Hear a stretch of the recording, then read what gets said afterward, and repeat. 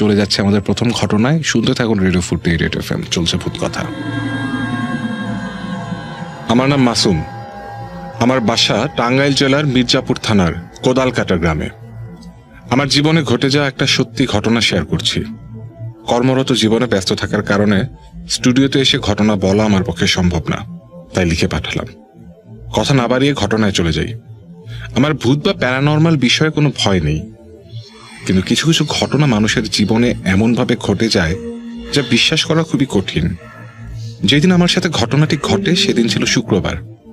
সপ্তাহে একদিন ছুটি পেলে আমি আর আমার বন্ধুরা মিলে আমাদের গ্রাম থেকে 2 কিলোমিটার দূরে এক গ্রামের ছোট একটা বাজারে ঝালমুড়ি আর ইলিশ মাছ ভাজা খেতে যেতাম। গ্রামটির নাম কলিমাজানি। নদীর পাশেই গ্রামটির অবস্থান। এখানকার ইলিশ মাছ ভাজা খুবই নামকরা। প্রায় সকলেই এই মাছ ভাজা খাওয়ার জন্য ভিড় জমায়। মাগরিবের আজান থেকে শুরু করে রাত 10টা পর্যন্ত মাছ বিক্রি চলে। যেদিন আমার সাথে ঘটনাটি ঘটে সেদিন আমি আর আমার বন্ধু সজীব বিকেল শেষে মাছ ভাজা খাওয়ার উদ্দেশ্যে রওনা হই। আমাদের গ্রাম থেকে যেতে প্রথমে একটা ছোট খাল এবং পরে রেল লাইন পার হয়ে কিছু দূর নির্জন রাস্তা হাঁটলেই বাজার। প্রতিবারের মতো এবারও দোকানে গিয়ে পেট ভরে মাছ ভাজা খেলাম। বন্ধুদের আড্ডায় পরে কখন যে রাত 9টা পার হয়ে গেল বুঝতে পারিনি। হঠাৎ সজীব বলে উঠল, রাত অনেক হলো, এবার বাসায় চল।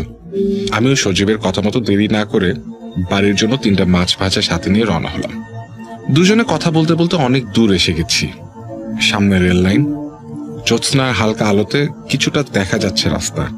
আমরা যখন রেল লাইন ক্রস করে ওপারে নেমে এসেছি, হঠাৎ দেখতে পেলাম একটা লোক তসবিহ হাতে নিয়ে রাস্তার পাশে বসে আছে। আমরা দুজনেই লোকটাকে দেখে একটু অবাক হলাম। এত রাতে লোকটা কি করছে? আমার মনে কিছুটা কৌতূহল জাগলো। আমি সজীবকে বললাম, তুই দাঁড়া, আমি লোকটাকে জিজ্ঞাসা করি লোকটা কে। সজীব কিছুটা ভয় পেয়ে বলল, না না, এসবের দরকার নাই, বাসায় চল। আমি ওর কথা না শুনে লোকটাকে জিজ্ঞেস করলাম, কে আপনি? এত রাত এখানে কি করছেন? লোকটা আমার কথার কোনো জবাব দিল না। আমি 2-3 বার বলার পরেও কিছু বলল না, তাই আমি চলে আসলাম। কিন্তু কয়েক পা পেছনে আসার পরে লোকটা বলে উঠল, সামনে বিপদ আছে, দেখে যাস। এই কথা শুনে আমার মনে একটু ভয় আসলো। তখন মনে পড়লো ইলিশ মাছের কথা। সাথে বন্ধু আছে বিধায় ওই লোকটার কথায় তেমন গুরুত্ব না দিয়ে হাঁটা শুরু করলাম। হাঁটতে হাঁটতে সেই ছোট খালের কাছে আসলাম। এসে দেখি খেয়া পারাপারের সেই লোকটি আজ নেই। দুজন একটু চিন্তায় পড়ে গেলাম, এত রাতে কি করে ওপারে যাব। কিছুক্ষণ অপেক্ষা করার পর দেখি একটা লোক ছোট একটা নৌকা নিয়ে আমাদের দিকে আসছে। দেখি কিছুটা শান্তি পেলাম। আমি বললাম, ও ভাই, আমাদের একটু পার করে দিবেন? লোকটা কথা না বলে নৌকা আমাদের পাড়ে ভিড়ালো। আমরা দেরি না করে দ্রুত নৌকায় উঠে বসলাম। আমরা নৌকার সামনের মাথায় বসলাম, আর লোকটি পেছনে বসে নৌকা বাইছে। জ্যোৎস্নার আলোতে দেখা যাচ্ছে লোকটি একটা কালো চাদর মুড়িয়ে আছে। তার মুখ ভালোভাবে দেখা যাচ্ছে না। আমি জিজ্ঞাসা করলাম, ভাই, আপনার নাম কি? লোকটি কোনো জবাব দিল না। আমার কিছুটা ভয় লাগলো। সজীব বলল, হয়তো আমাদের চিনে না তাই কিছু বলছে না। ততক্ষণে আমরা ওপারে এসে গেছি। আমি পকেট থেকে 10 টাকা বের করে দিতে চাইলাম, কিন্তু সে মাথা নাড়িয়ে না করল। আমিও আর কিছু বললাম না। আমার আগেই সজীব নেমে গেছে। আমি পরে নামলাম। তখনই পেছন থেকে ওই লোকটা ভয়ানক কণ্ঠে বলে উঠল, কিরে, মাছ না দিয়েই চলে যাবি? মাছ দিয়ে যা। এই কথা শুনে মনে হয়েছিল আমাদের দম তখনই বের হয়ে যাবে। এত ভয়ানক কণ্ঠ আগে কখনো শুনিনি। দুজনই সাহস করে পেছনে তাকালাম। পেছনে দেখি ওই লোকটা শূন্যে ভাসছে। 2টি চোখ বেরিয়ে পেটের উপর ঝুলে আছে এবং টাটকা রক্ত পড়ছে। মুখের এমন খারাপ অবস্থা যেন কেউ পাথর দিয়ে মুখটা থেতলিয়ে দিয়েছে। হাত মনে হচ্ছে পচন ধরে মাংসগুলো খসে খসে পড়ছে। এই দেখে আমার বন্ধু সাথে সাথে অজ্ঞান হয়ে যায়। আমি ওকে ওঠানোর চেষ্টা করি, কিন্তু তাতে কোনো লাভ হয় না। যখন দেখি ওই লোকটা আমার দিকে আসা শুরু করলো, আমি মা গো বলে চিৎকার করে দৌড় দিই, কিন্তু আমি দৌড়াতে পারছিলাম না। মনে হচ্ছে পেছন থেকে আমাকে টেনে ধরে আছে কেউ। পেছনে তাকিয়ে দেখি ওই লোকটার হাত আমার প্যান্টের পেছনের পকেটে চেপে ধরে আছে। তারপর আমারও আর কিছু মনে নেই। যখন আমার জ্ঞান ফিরে আসে তখন আমি আমার বিছানায় নিজেকে আবিষ্কার করি। মাকে জিজ্ঞাসা করলাম কিভাবে এখানে এলাম, সজীব কোথায়। উত্তরে যা শুনি তাতে আরো ভয় পেয়ে যাই। যখন রাত 12টা পার হয়ে গেছে তখন পর্যন্ত আমরা বাসায় ফিরিনি। বাসার সবাই চিন্তায় পড়ে যায় যে এখনো কেন ফিরছি না। তাই বাবা মা আর সজীবের বাবা মা একসাথে হয়ে আমাদের খুঁজতে বের হয়। খুঁজতে খুঁজতে একসময় খালের পাড়ে আসে। প্রথমে তাদের চোখে যেটা পড়লো, দেখলো যে সজীব খালের পাড়ে অজ্ঞান অবস্থায় পড়ে আছে। এই দেখে সবাই চিৎকার শুরু করে, আর তারা ভাবে হয়তো আমার সাথে আরো খারাপ কিছু ঘটেছে। তো তারা আমাকে আরো দ্রুত খোঁজার চেষ্টা করে। হঠাৎ কিছুক্ষণ পরে দেখে আমি পাশের এক জমিতে অর্ধেক গাড়া অবস্থায় পড়ে আছি। এই কথা শুনে আমি প্রচন্ড ভয় পেয়ে গেলাম। কি করে আমি ওখানে গাড়া অবস্থায় ছিলাম? আমি সবাইকে আমার সাথে কি ঘটেছিল তাই বলি। সবাই ভয় পেয়ে আমাদের গ্রামের এক হুজুরকে নিয়ে আসে। হুজুর আমাদের ঘটনা শোনার পর আমাদের দুইজনকে দুটো তাবিজ দেয় আর বলে আমরা খারাপ জিনের পাল্লায় পড়েছিলাম। রেডিও ফুর্তি 88 FM এ আপনি আমাদের আজকের প্রথম ঘটনাটি শুনে ফেললেন। কেমন লাগলো ঘটনাটা অবশ্যই আমাদেরকে জানাবেন। এবং যেই আলোচনাটা আজকে শুরু করেছিলাম যে একেবারে দেখতে পাচ্ছি এমন কিছু আর হচ্ছে দেখতে পাচ্ছি না এমন কিছু, ভূত কথা। চলে যাচ্ছি পরের ঘটনায়। আমার নাম মোহাম্মদ আসলাম হোসেন অনিক। আমার বাড়ি বরিশাল জেলার কবাই ইউনিয়নের একটি গ্রামে। বর্তমানে আমি এখানের একটি কলেজে অধ্যয়নরত।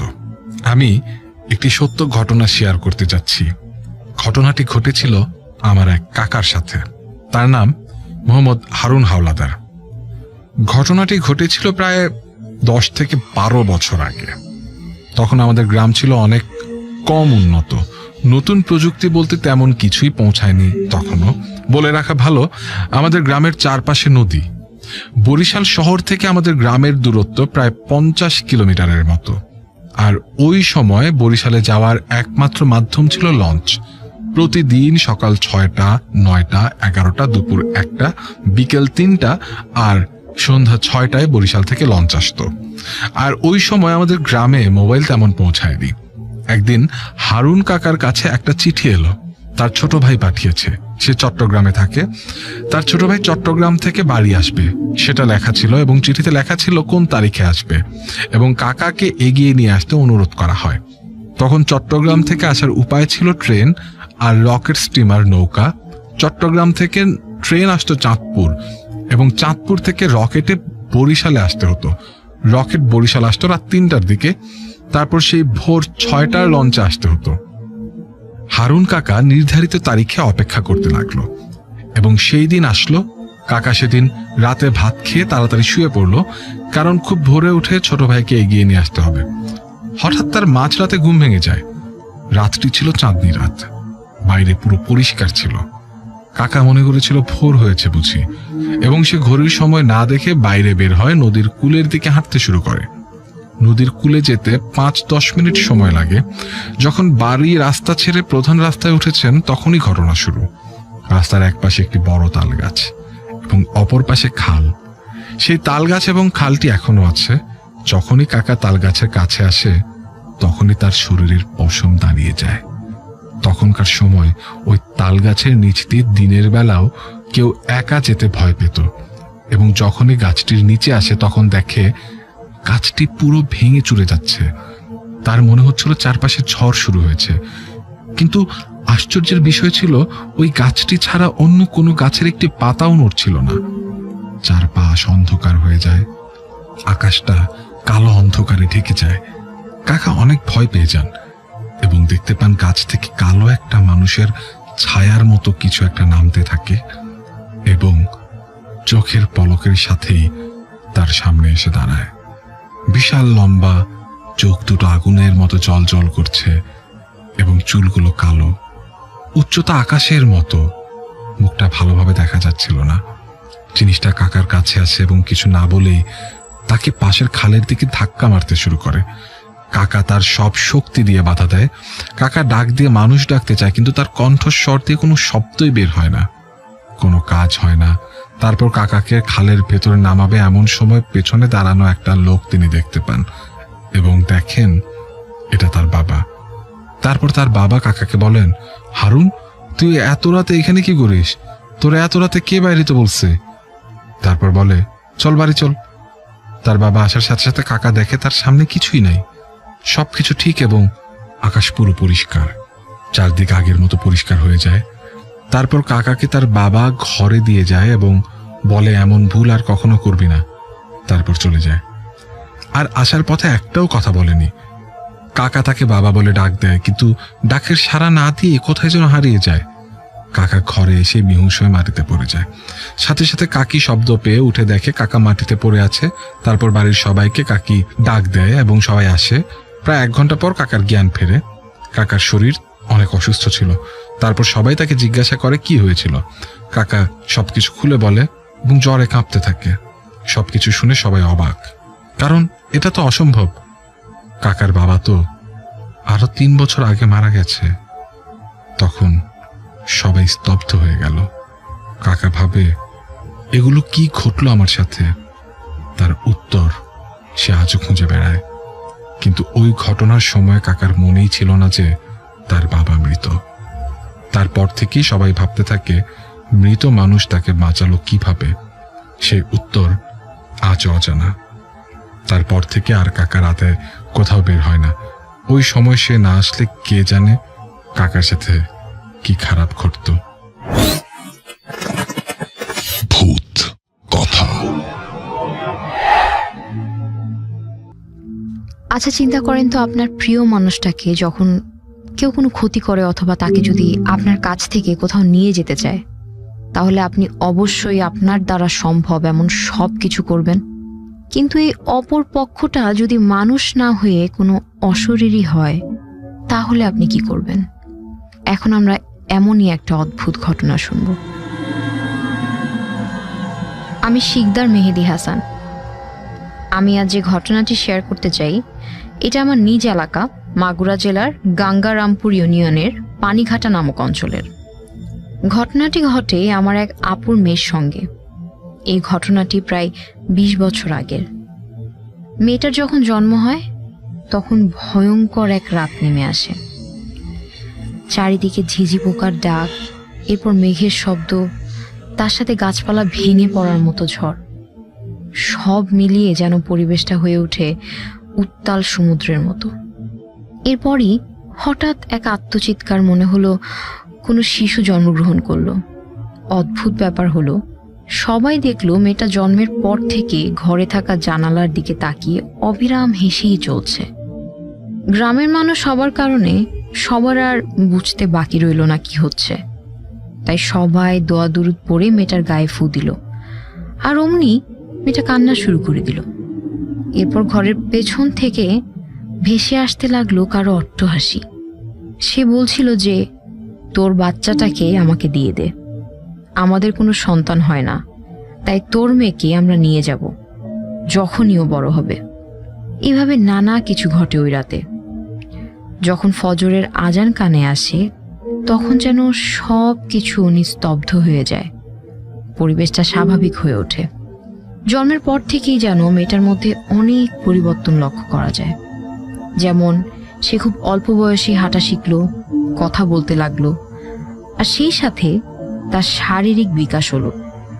সব সময় যেন সে কারোর সাথে কথা বলতো, কি সব জিনিস নিয়ে খেলা করতো যেটা কিনা ওর কাছে থাকা সম্ভবই ছিল না। এইভাবে করে হঠাৎ একদিন সন্ধ্যাবেলা মেয়েটাকে আর বাড়িতে খুঁজে পাওয়া যায় না। বাড়িতে সবাই কান্নাকাটি শুরু করে দিল। ঠিক তখনই কোথা থেকে একটা লম্বা জুব্বা পরা এক লোক আসলো। তার শরীর থেকে ভেসে আসলো এক অমীয় সুগন্ধি, যা ভাষায় প্রকাশ করার মতো না। তারপরই লোকটা বলে উঠল, তোদের মেয়েকে ওই দুষ্টু জিনিসটা নিয়ে গেছে। আসলে ওদের কোনো সন্তান নেই, তাই তোর মেয়েকে তাদের ঘরে নিয়ে গেছে। চিন্তা করিস না, তোর মেয়েকে কাল সকালে তোদের বিছানায় পেয়ে যাবি। এদিকে বাবা মার দুশ্চিন্তা শেষ হচ্ছিল না। সারা রাত জেগে থাকার পর শেষ রাতে যেন সবার চোখে ঘুমের হাতছানি দিতে লাগলো। বেশ কিছু সময় পর মেয়েটার মা শুনতে পেল তার মেয়ে যেন কান্না করছে। সে তাড়াতাড়ি উঠে দেখতে পেল মেয়েটা তাদের বিছানায় শুয়েই কান্না করছে।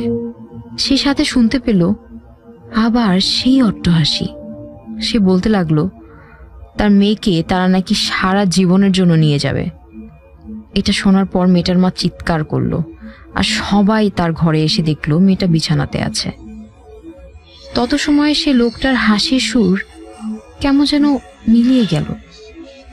পরের দিন সেই জুব্বা পরা লোকটা আবার সন্ধ্যায় আসলো। তারপর তাদের বাড়িতে আসন পেতে সেই জিনদের হাজির করলো, আর তারা অনেক সময় পর যেতে রাজি হলো।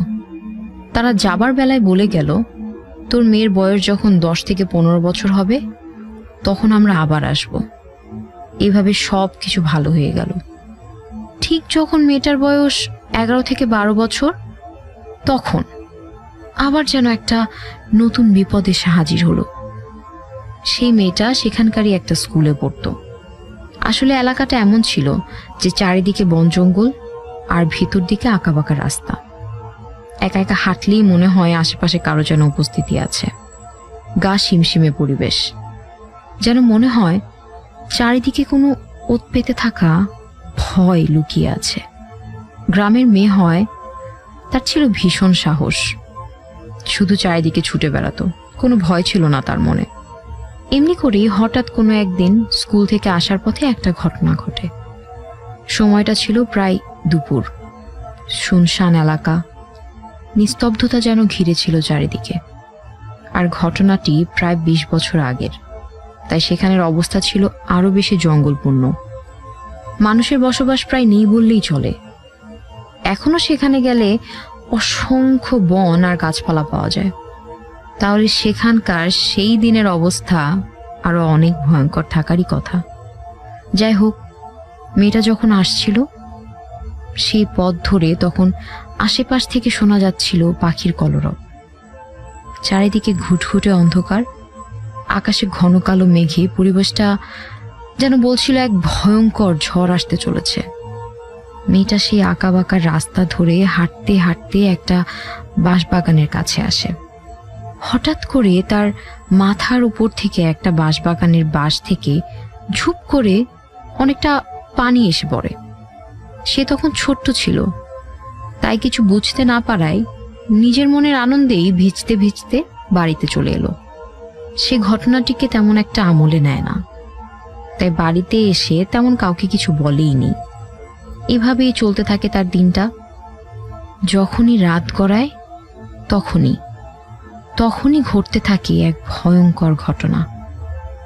নিস্তব্ধ চারিদিকে ঝিঝি পোকার ডাক কেমন যেন পরিবেশটাকে আরো ভয়াবহ করে তুলেছিল।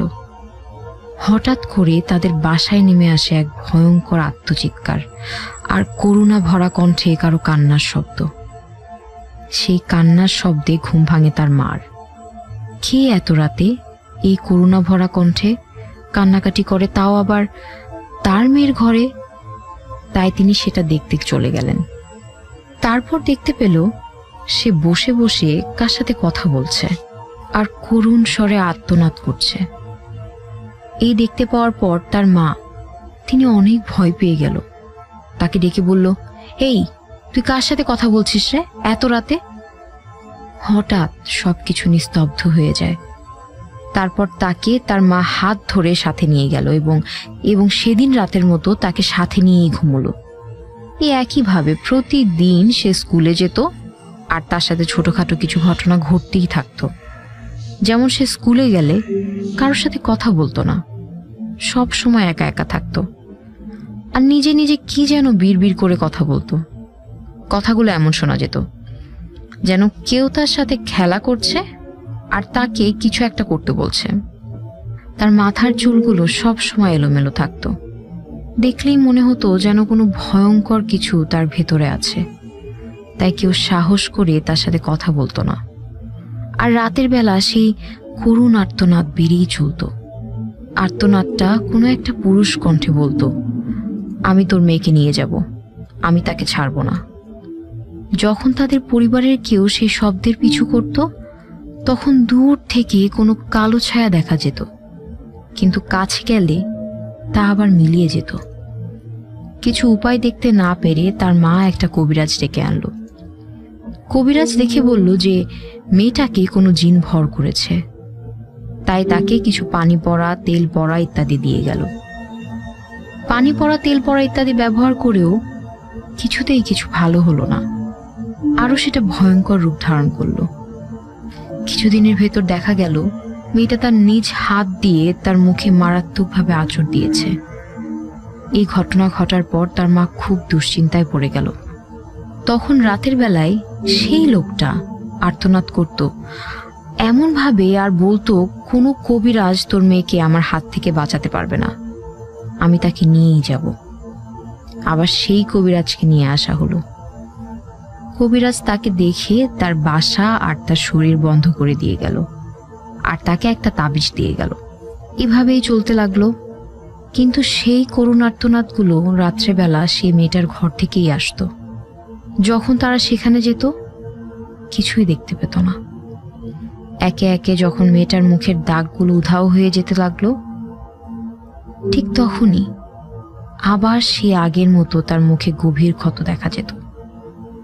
কেউ যেন ঠিক আগের মতো তার মুখে হাত দিয়ে আঁচড় দিয়েছে। এভাবেই করে তার মুখের ক্ষত ঠিক হতো না, নতুন করে আবার দাগ হতো। এছাড়াও তার সাথে দিনের বেলায় ঘটতো এক অদ্ভুত ঘটনা। মেয়েটা ঘন্টার পর ঘন্টা তার বাসার পুকুরে কোনো কিছু সাহায্য ছাড়াই ভেসে থাকতো। তার পুরো শরীর পানিতে ডুবে থাকতো, শুধু নাক বাদে, এবং এতে তার কোনো ক্ষতি হতো না। এক সময় তার পরিবারের কেউ তাকে উঠিয়ে নিয়ে আসতো। এভাবে করে ঘটনাগুলো প্রতিদিন তার সাথে ঘটতে থাকে। আত্মীয় স্বজনরা যখন তার সাথে দেখা করতে যেত, তখন সেই মেয়েটা তার ক্ষতস্থান সবাইকে দেখাতো, আর সবাইকে বলতো ও একদিন আমাকে নিয়ে যাবে। মেয়েটার মা ভাবে এভাবে আর কতদিন চলতে পারে, এবার একটা ভালো কবিরাজ দেখানো যায়। ঠিক যে ভাবনা সেই কাজ। মেয়েটার মা একটা ভালো কবিরাজের সঙ্গে কথা বলল। কবিরাজ তাকে একদিন তার আস্তানায় নিয়ে যেতে বলল। কবিরাজ সেই মেয়েটির উপর জিন ভর করালো। কবিরাজ জিনের কাছে জানতে চাইল, কেন এই মেয়েটার সাথে এত অত্যাচার করছো? জিনটা তার উত্তরে বলল যে সে তাকে নিয়ে যেতে চায়, আর কবিরাজ যদি তাকে তার থেকে সরাতে চায়, তবে জিনটা মেয়েটাকে আরো অনেক কঠিন শাস্তি দেবে। এরপর কবিরাজ মেয়েটার শরীর বন্ধ করে দিল, আর একটা তাবিজ আর কিছু পানি পড়া দেয়। এভাবে বেশ কিছুদিন ভালোই কাটতে থাকে। এখন আর মেয়েটার মুখে কোনো দাগ ওঠে না। এভাবে কেটে গেল বেশ কয়েক বছর। হঠাৎ একদিন দেখতে পাওয়া যায় মেয়েটার শরীরে সেই তাবিজ নেই। রাতের বেলা যখন তার মা তাকে দেখতে আসে, তখন তিনি দেখতে পান ঠিক তার মেয়ের পেটের কাছে খুব ধারালো কোনো কিছু দিয়ে কেউ যেন তাকে আঘাত করেছে। রক্তের পর রক্ত গড়িয়ে তার শরীর ভিজে গিয়েছে। তারপর তাকে হাসপাতালে নিয়ে গিয়ে চিকিৎসা করা হয় এবং সুস্থ হয়ে যায়। একইভাবে আগের ঘটনার মতো সে সুস্থ হলে আবারও তার সেই একই স্থানে কেউ যেন আবার ধারালো কোনো কিছু দিয়ে তাকে আঘাত করছে। এই ঘটনাটি ঘটে চলে অনেক দিন ধরে। কোনো কবিরাজ তার কোনো চিকিৎসা করেই সেটা ঠিক করতে পারছিল না। হঠাৎ একদিন রাতে সেই জুব্বা পরা লোকটা তাদের বাড়িতে আসে। মেয়েটার মা অনেক কান্না করে, আর লোকটাকে বলে তার মেয়েকে যেন তিনি ভালো করে দেন। লোকটা সেদিন রাতে আসনে বসেন এবং জিনগুলোকে হাজির করেন। তারপর তাদের বলেন মেয়েটাকে ছেড়ে চলে যেতে, কিন্তু তারা রাজি হয় না। তাই হুজুর রেগে গিয়ে জিনগুলোকে একটা বোতলে করে নিয়ে চলে যান। তারপর থেকে মেয়েটা সুস্থ হয়ে জীবনযাপন করতে থাকে। তবে এখনো তার সাথে কিছু কিছু ছোট ছোট ঘটনা ঘটেই চলছে। ভূত কথা। এতদিন আমরা যতগুলো ঘটনা শুনেছি, যদি কোনো জিন অথবা পরীর কোনো মানুষের প্রতি আকৃষ্টতা থাকে, তাহলে দেখা গিয়েছে যে তার সাধারণত তেমন কোনো ক্ষতি করে না, তাকে নিয়ে যেতে চায়। কিন্তু এই ঘটনায় জিনটা বলে যে তাদের কোনো বাচ্চা নেই দেখে মেয়ে বাচ্চাটাকে তারা নিয়ে যেতে চাচ্ছে। যদি মেয়ে বাচ্চাটাকে তাদের নিজের সন্তান ভেবে নিয়ে যেতে চায় তাহলে তার এত ক্ষতি বা কেন করছিল? এই জিনিসটা আমি কোনোভাবেই বুঝতে পারছি না। যদি আপনারা বুঝে থাকেন তাহলে অবশ্যই আমাকে জানাবেন। আর এই ধরনের ঘটনা যদি আপনাদের কাছে থেকে থাকে তাহলে অবশ্যই আমাদেরকে লিখে পাঠাবেন। আমাদের লিখার ঠিকানা bhutkotha@radiofurti.fm। আপনি কিন্তু চাইলে আমাদের স্টুডিওতে এসে সরাসরি আপনার ঘটনা আমাদের সাথে শেয়ার করতে পারেন, অথবা আপনি অডিও ক্লিপও পাঠাতে পারেন। তবে অবশ্যই আপনার নাম, ঠিকানা এবং মোবাইল নম্বরটি উল্লেখ করবেন, যাতে আমরা সরাসরি আপনার সাথে যোগাযোগ করতে পারি।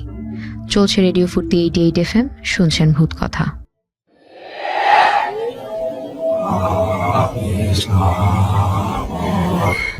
রেডিও ফুর্তি 88 FM এ আপনি শুনছেন ভূত কথা। আপনাদের পাঠানো ঘটনাগুলো থেকে আরো একটা ঘটনা এখন আমরা শোনাবো। এই ঘটনাটা পাবনার একটা ঘটনা, এবং মেসে থাকাকালীন সময়ে দুজন বন্ধুর একটা অভিজ্ঞতা আমাদের সাথে শেয়ার করেছে। শরীরী অশরীরী যে মানে ভয়ের উপাদান, এই প্রসঙ্গে এই ঘটনাটিও প্রাসঙ্গিক। আমরা ঘটনার শেষে ফিরে আসছি সেই কথা নিয়ে। আমি আজ আমার জীবনে ঘটে যাওয়া একটা ঘটনা শেয়ার করব আপনাদের সাথে।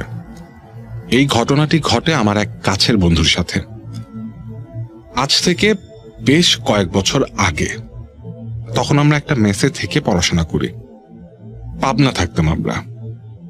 ঘটনাটা পাবনাতেই, আমার সেই বন্ধুর সাথে ওই মেসেই ঘটে। সময়টা অগাস্ট মাস, কোরবানি ঈদের আগে দিয়ে। ঈদের ছুটি হয়ে গেছে, সবাই বাড়ি চলে যাচ্ছে যে যার মতো। আমি আর আমার বন্ধুও যাব, ব্যাগ গোছানো শেষ। আমার বন্ধু বাড়ি যাওয়ার আগে চিন্তা করলো এবার ঈদের কেনাকাটা পাবনা শহর থেকে করে নিয়ে যাবে। আমিও একমত হলাম। কেনাকাটা করার জন্য আমাদের বাড়ি যাওয়া একটু দেরি হলো। মেসের বাকি সবাই চলে গেছে, শুধু আমরা দুজনই থাকলাম। আজ কেনাকাটা শেষ করে কাল সকাল সকাল আমরাও চলে যাব। যাই হোক, সেদিন বিকালের দিকে বের হলাম কেনাকাটা করার উদ্দেশ্যে। কেনাকাটা শেষ করে দুজন একটু ভালো হোটেলে বসে কিছু খাওয়া দাওয়া করলাম। সব শেষ করে রুমে আসতে আসতে প্রায় 11:30 বেজে গেল। তারপর দুজন রুমে ঢুকে ফ্রেশ হয়ে একটু গল্প করে রাত প্রায় 1টার কাছাকাছি বেজে গেল। আমরা যার যার রুমে গিয়ে শুয়ে পড়লাম। আর আমরা কিন্তু আলাদা আলাদা রুমে থাকতাম, মানে আমার সেই বন্ধু আলাদা একটা রুমে একাই থাকতো। আমি আমার রুমে শুতে চলে গেলাম। তারপর রাত যখন 3:30টার মতো, তখন হঠাৎ আমার বন্ধুর চিৎকারের আওয়াজ শুনে আমি রুম থেকে বের হয়ে যাই। আর দেখি যে ও রুমের দরজার কাছে অজ্ঞান হয়ে পড়ে আছে। আমি ওকে তাড়াতাড়ি ধরে নিয়ে ওর বেডে শুইয়ে দিই। বাকি রাতটুকু ওর পাশেই ছিলাম। এরপর সকালে যখন ওর জ্ঞান ফিরল, তখন আমি ওর কাছে ব্যাপারটা শুনতে চাইলাম। ও তখন বলল, রাতে যখন আমি চলে গেলাম ওর রুম থেকে, তখন ও দরজা আটকেতে পিছনে শুতে যায়। চোখে ঘুম ঘুম ভাব, চোখ বন্ধ করে শুয়ে আছে, রুম অন্ধকার। হঠাৎ খুব বাতাস উঠে আসে আর রুমের জানলা বারবার পানি লাগতে থাকে। উঠে গিয়ে জানলাটা বন্ধ করতে যায় আর দেখে বাইরের আকাশে খুব মেঘলা মেঘলা ভাব, মনে হচ্ছে হয়তো ঝড় উঠবে। যাই হোক, জানালা আটকে আবার শুতে চলে যায়। এর কিছু সময় পর বাইরের প্রচন্ড বাতাস উঠে আসে আর ওর কাছে কেমন যেন মনে হয় যে ওর রুমে কেউ হাঁটছে। ও ব্যাপারটা একটু ভয় পায়।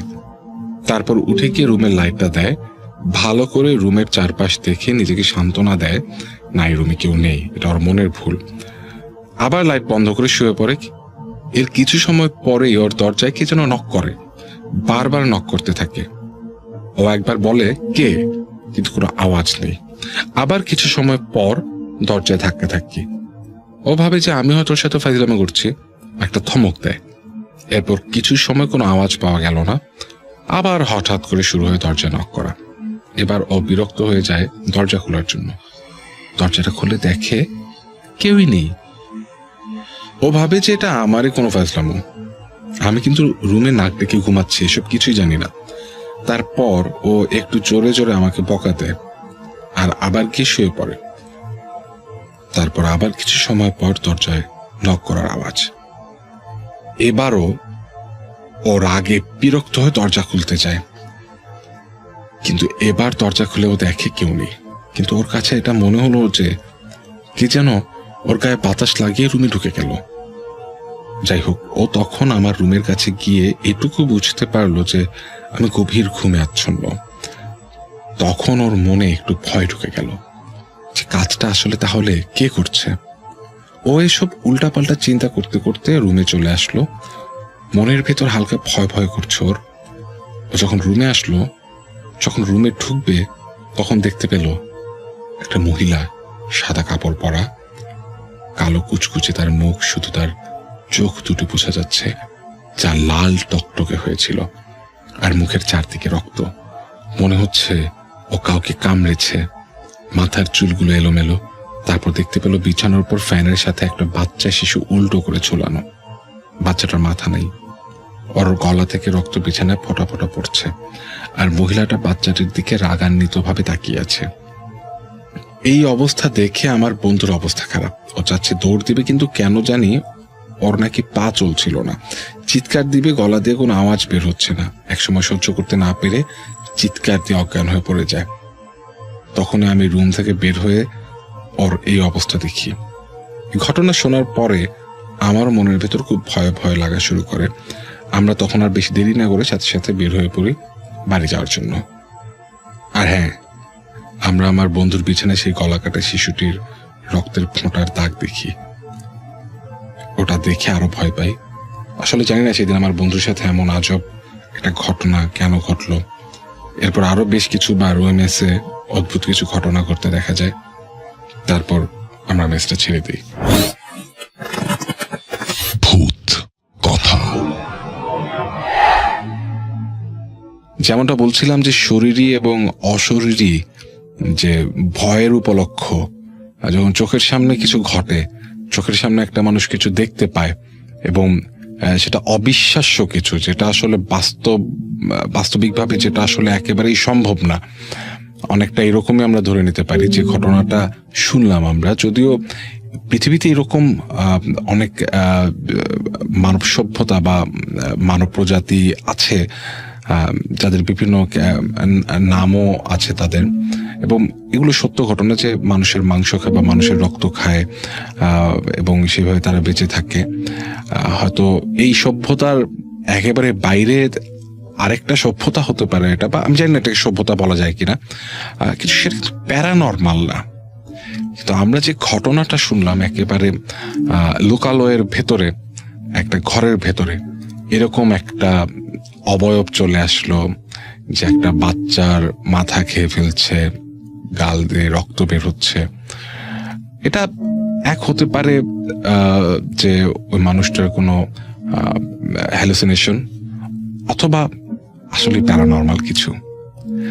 জানি না, সেই বিতর্কে যাওয়ার প্রশ্নই আসে না। আমরা আপনাদের পাঠানো ঘটনাগুলি আপনাদেরকে পড়ে শোনাই, কাজে আপনাদের কাছ থেকে আরো ভয়ের ঘটনার অপেক্ষায় আছি। ভূতকথা@radiofruti.fm এই ঠিকানায় ইমেইল করে পাঠিয়ে দিবেন আরো অনেক ভয়ের ঘটনা, এবং অবশ্যই আপনার নাম, ঠিকানা এবং ফোন নাম্বার লিখতে ভুলবেন না।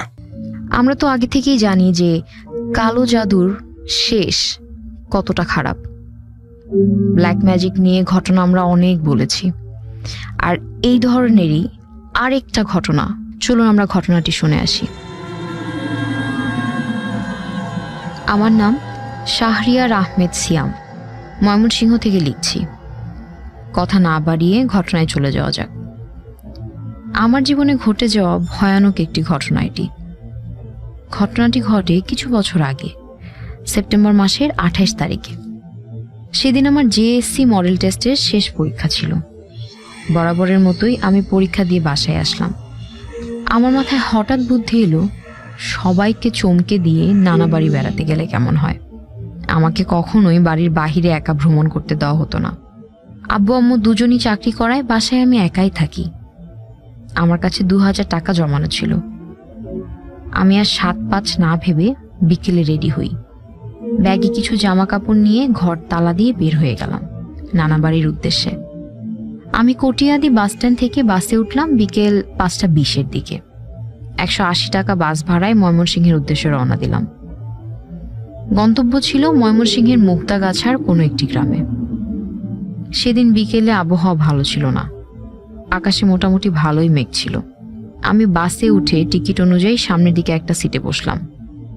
আমি বসলাম জানালার পাশ দিয়ে। আমার সাথে আরেকজন বসলো। কিছু দূর যেতেই একটা বাজার পড়ে পুলের ঘাট। সেখানে বাস কিছুক্ষণ থামে। বাসে ওঠার সময় উনি ময়মনসিংহ যাওয়ার কথা বলে উঠলেও ওখানে এক লাফে বাস থেকে নেমে যান আমার পাশে বসা লোকটি। এরপর সেখান থেকে আরেকজন যাত্রী বাসে ওঠেন। ঘটনাটা ওনাকে নিয়েই। ওনার বর্ণনাটা একটু দিই। ওনার পরনে কালো পাঞ্জাবি ও কালো পায়জামা ছিল। ওনার শরীর থেকে সুন্দর সুগন্ধ ভেসে আসছিল। দেখে মনে হলো বয়স সম্ভবত 30-35 হবে। মুখে একগুচ্ছ দাড়ি ছিল। উনি খুবই শান্ত হয়ে বসে আছেন আমার সাথে, কোনো নড়াচড়া নেই। তার শরীরের সাথে আমার হাতে স্পর্শ লাগায় বুঝলাম বরফের মতো ঠান্ডা শরীর তার। আমি তেমন গুরুত্ব দিলাম না। বাস চলছে গন্তব্যের দিকে। আমি জানালার পাশের সিটে বসায় অধিকাংশ সময় বাহিরের দিকেই তাকিয়েছিলাম। এভাবে বাসে 2.5 ঘন্টা স্বাভাবিকভাবেই কাটলো। এর মধ্যে ঘুমিয়েছি আধা ঘন্টার মতো। কিন্তু লোকটি একইভাবে শান্ত হয়ে বসে আছেন। এখন ঘড়িতে দেখছি 7:55 বাজে। বাহিরে হালকা বৃষ্টি হচ্ছিল। বাস নান্দাইল চৌরাস্তার মোড় ক্রস করে যাচ্ছে। মোবাইলটা বের করে দেখি আম্মু 28টা কল দিয়েছেন। ফোন সাইলেন্ট করা থাকায় কিছুই শুনতে পারিনি। আমি সাথে সাথেই আম্মুকে কল দিয়ে জানালাম যে আমি নানা বাড়ি যাচ্ছি।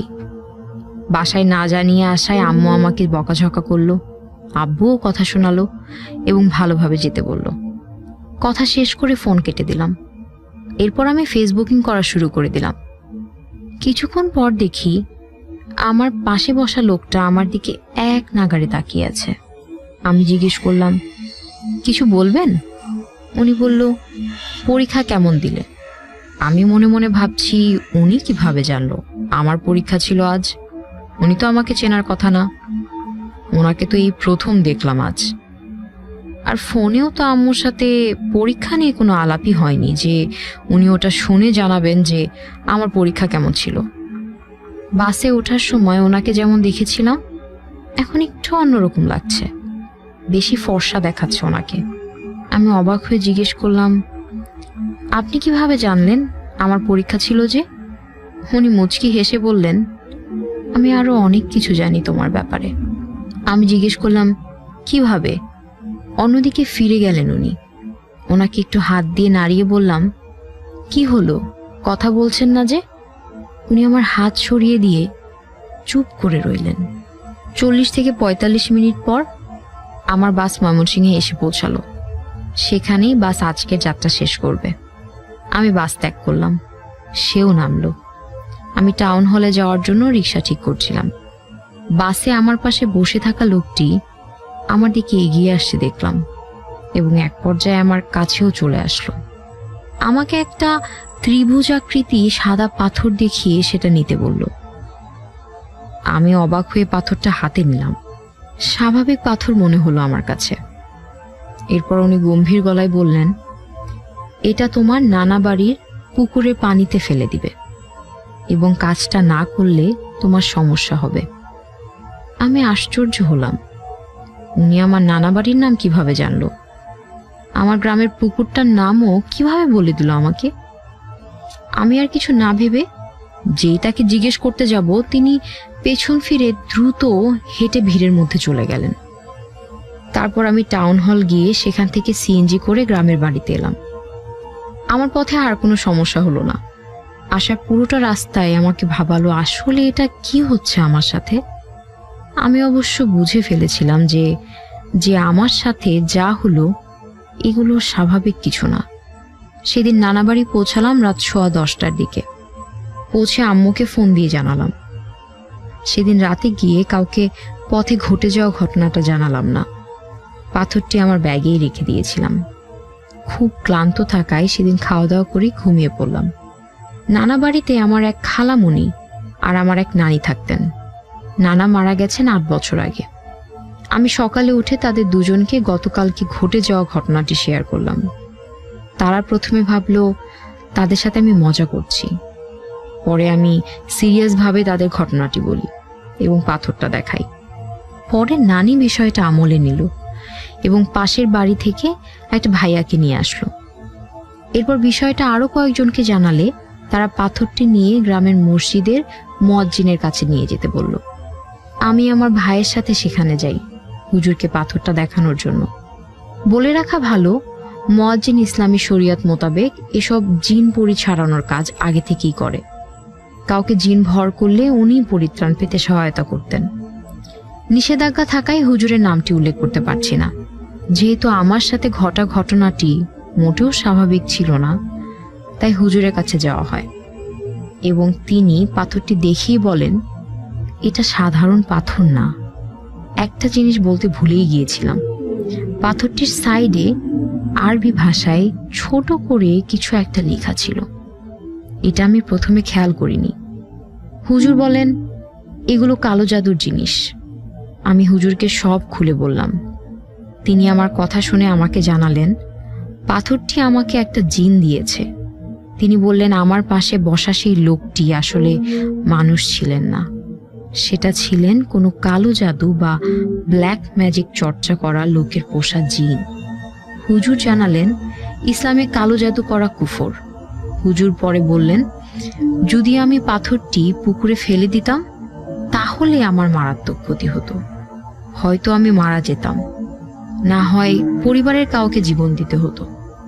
আমাদের নানা বাড়ির পুকুরটা বেশ বড় ছিল। হুজুর জানালো, সেই পুকুরে নাকি 4টা জিনের বসবাস ছিল। হুজুর সেই পুকুরে থাকা জিনগুলোকেই প্রথম থেকেই চিনত। বাসে আমার সাথে বসা জিনটার আমাকে পাথর দেওয়ার উদ্দেশ্য ছিল পুকুরে থাকা ওই জিনদের বন্দি করে তার মালিক অর্থাৎ ব্ল্যাক ম্যাজিক কারকে দেওয়া, যাতে সে কালো জাদু সাধনা করতে পারে। যাই হোক, এরপর হুজুর ওই পাথরটাকে ভালোভাবে ধুয়ে দোয়া কালাম পরে মাটিতে পুঁতে রাখেন এবং আমাকেও কিছু দোয়া পরে ফুটগিয়ে দেন। পুঁতে রাখার আগে আমি পাথরের ছবি তুলে রাখতে চাইলে হুজুর আমাকে ধমক দিয়ে বলেন, ভুলেও এটা করো না। এরপর মসজিদ থেকে বাসায় ফেরার আগে তিনি আমাকে এই আশ্বাস দেন যে আমার আর কোনো ক্ষতি করবে না এবং কোনো প্যারানর্মাল কিছু ঘটলে তিনি আমাকে লা হাওলা ওয়ালা কুওয়াতা ইল্লা বিল্লাহি পড়তে বললেন এবং 5 ওয়াক্ত নামাজ আদায় করতে বললেন, পাক পবিত্র থাকার নির্দেশ দিলেন। তিনি শেষে আমাকে জানান যে আমি নাবালক হওয়ায় আমাকে ভয় দেখায়নি জিনটি। সেদিন রাতে আমি স্বপ্ন দেখলাম সেই বাসে থাকা লোকটি অর্থাৎ জিনটি আমার মাথায় হাত বুলিয়ে দিচ্ছে এবং আমি সেই বাসের সিটেই বসে আছি। আমি কিছু বলতে পারছি না মুখ দিয়ে। লোকটা আমাকে বললেন, যা, তোর কোনো ক্ষতি করলাম না, আল্লাহ হাফেজ। স্বপ্নের আর কিছু মনে নেই। এরপর দিন আমি নানা বাড়ি থেকে কিশোরগঞ্জে ফেরত আসলাম। তারপর আমার সাথে আর কোনো প্যারানর্মাল ঘটনা ঘটেনি। ভূত কথা। অনেকেই বলে যারা এই ধরনের ব্ল্যাক ম্যাজিক করে তারা এই জিনিসগুলো প্র্যাকটিস করতে থাকে। এটা আসলে অনেকের মুখে শুনেছি। আর এই প্র্যাকটিস করার জন্য এমন অনেক হয় যে চেনা অচেনা অনেকেরই অনেক ক্ষতি হয়। আমাদের এই ভিকটিমের কাহিনী কিন্তু অনেকটা এরকমই। তার সাথে কিন্তু এই ব্ল্যাক ম্যাজিক কারের কোনো ধরনের পরিচয় নেই, কিন্তু শুধুমাত্র তার পুকুরের ওই জিনগুলোকে হাত করার জন্য তার কত বড় একটা ক্ষতি করার পরিকল্পনা করেছিল। আমরা আগে থেকেই জানি আসলে ব্ল্যাক ম্যাজিকের ফল কখনোই ভালো হয় না। যাই হোক, ভালো আছেন জেনে ভালো লাগলো। আর এই ধরনের ঘটনা যদি আপনাদের কারো কাছে থেকে থাকে অবশ্যই আমাদেরকে লিখে পাঠাবেন। আমাদের লেখার ঠিকানা bhutkotha@radiofurti.fm। এছাড়া আপনি আপনার ঘটনা আমাদেরকে অডিও হিসেবে পাঠাতে পারেন, অথবা আপনি চাইলে সরাসরি আমাদের স্টুডিওতে আসতে পারেন। তবে অবশ্যই আপনার নাম, ঠিকানা এবং মোবাইল নম্বরটি দিবেন, যাতে আমরা আপনাদের সাথে যোগাযোগ করতে পারি। চলছে রেডিও ফুর্তি 88 FM, শুনছেন ভূত কথা। শুনছেন রেডিও ফুর্তি 88 FM, চলছে ভূত কথা। আর ভূত কথায় আজকে বেশ অনেকগুলো অদ্ভুত ঘটনা ছিল। তবে এখন যে ঘটনাটা আপনাদের শোনাবো সেটা আমাদের শহুরে জীবনযাপনের খুবই কমন একটা সিনারিও থেকে আসলে ঘটনাটার উৎপত্তি। আমরা অনেকেই রাতের বেলা বা মানে বারান্দায় গিয়ে সময় কাটানো, যারা রাত জাগার অভ্যাস আছে, রাতে হয়তো কোনো না কোনো সময় বারান্দায় গিয়ে কিছুটা সময় কাটাই বা অনেকেই কাটায়। ঠিক সেই সময়ে যদি আপনি অদ্ভুত কিছু খেয়াল করেন, মানে রাতের বেলা আপনি বারান্দা দিয়ে বাইরে তাকিয়ে আছেন, চারপাশ অন্ধকার, চারপাশে শূন্যতা, শুধুমাত্র অনেক বিল্ডিং, দালান কোঠা। এর ভেতর হঠাৎ যদি এমন কোনো কিছু একটার উদয় হয় যেটা হয়তো নড়াচড়া করছে, যেটা হয়তো এমন কিছু করছে যেটা ঠিক স্বাভাবিক না, ঠিক সেই সময়টা তো হয়তো বা মনের মধ্যে কিছুটা হলেও অস্বস্তি কাজ করবে, হয়তো বা ভয়ও লাগতে পারে। এই ঘটনাটা শোনার পর রাতের বেলা বারান্দায় গেলে হয়তো বা আপনার মনেও কোনো একটা খচখচানি শুরু হয়ে যেতে পারে। আমরা যাচ্ছি আমাদের পরের ঘটনায়। আমি অনিন্দ্য মুহিব। আমি কখনো অতি প্রাকৃত কিছুর সম্মুখীন হইনি। অতি প্রাকৃত কত গল্প পড়েছি, সিনেমা দেখেছি, কিন্তু সেই দিনের আগে পর্যন্ত এই রকম কখনোই কিছু দেখিনি। আমার অনিদ্রাজনিত রোগ আছে। রাতের পর রাত জেগে থাকি। ঘুম না এলেই বারান্দায় গিয়ে সিগারেট ধরানো আমার একটা স্বভাব। যেদিন ঘটনা ঘটেছিল সেদিনও বারান্দায় গিয়ে বসেছে সবেমাত্র। সিগারেট ধরাবো তখনই অদ্ভুত একটা দৃশ্যে নজর আটকে গেল।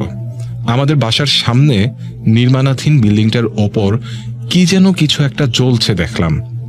দূর থেকে তারাই মনে হচ্ছিল, কিন্তু আশ্চর্যের ব্যাপার হচ্ছে আকাশ ছিল ঝকঝকে পরিষ্কার, কোথাও একটি তারাও নেই।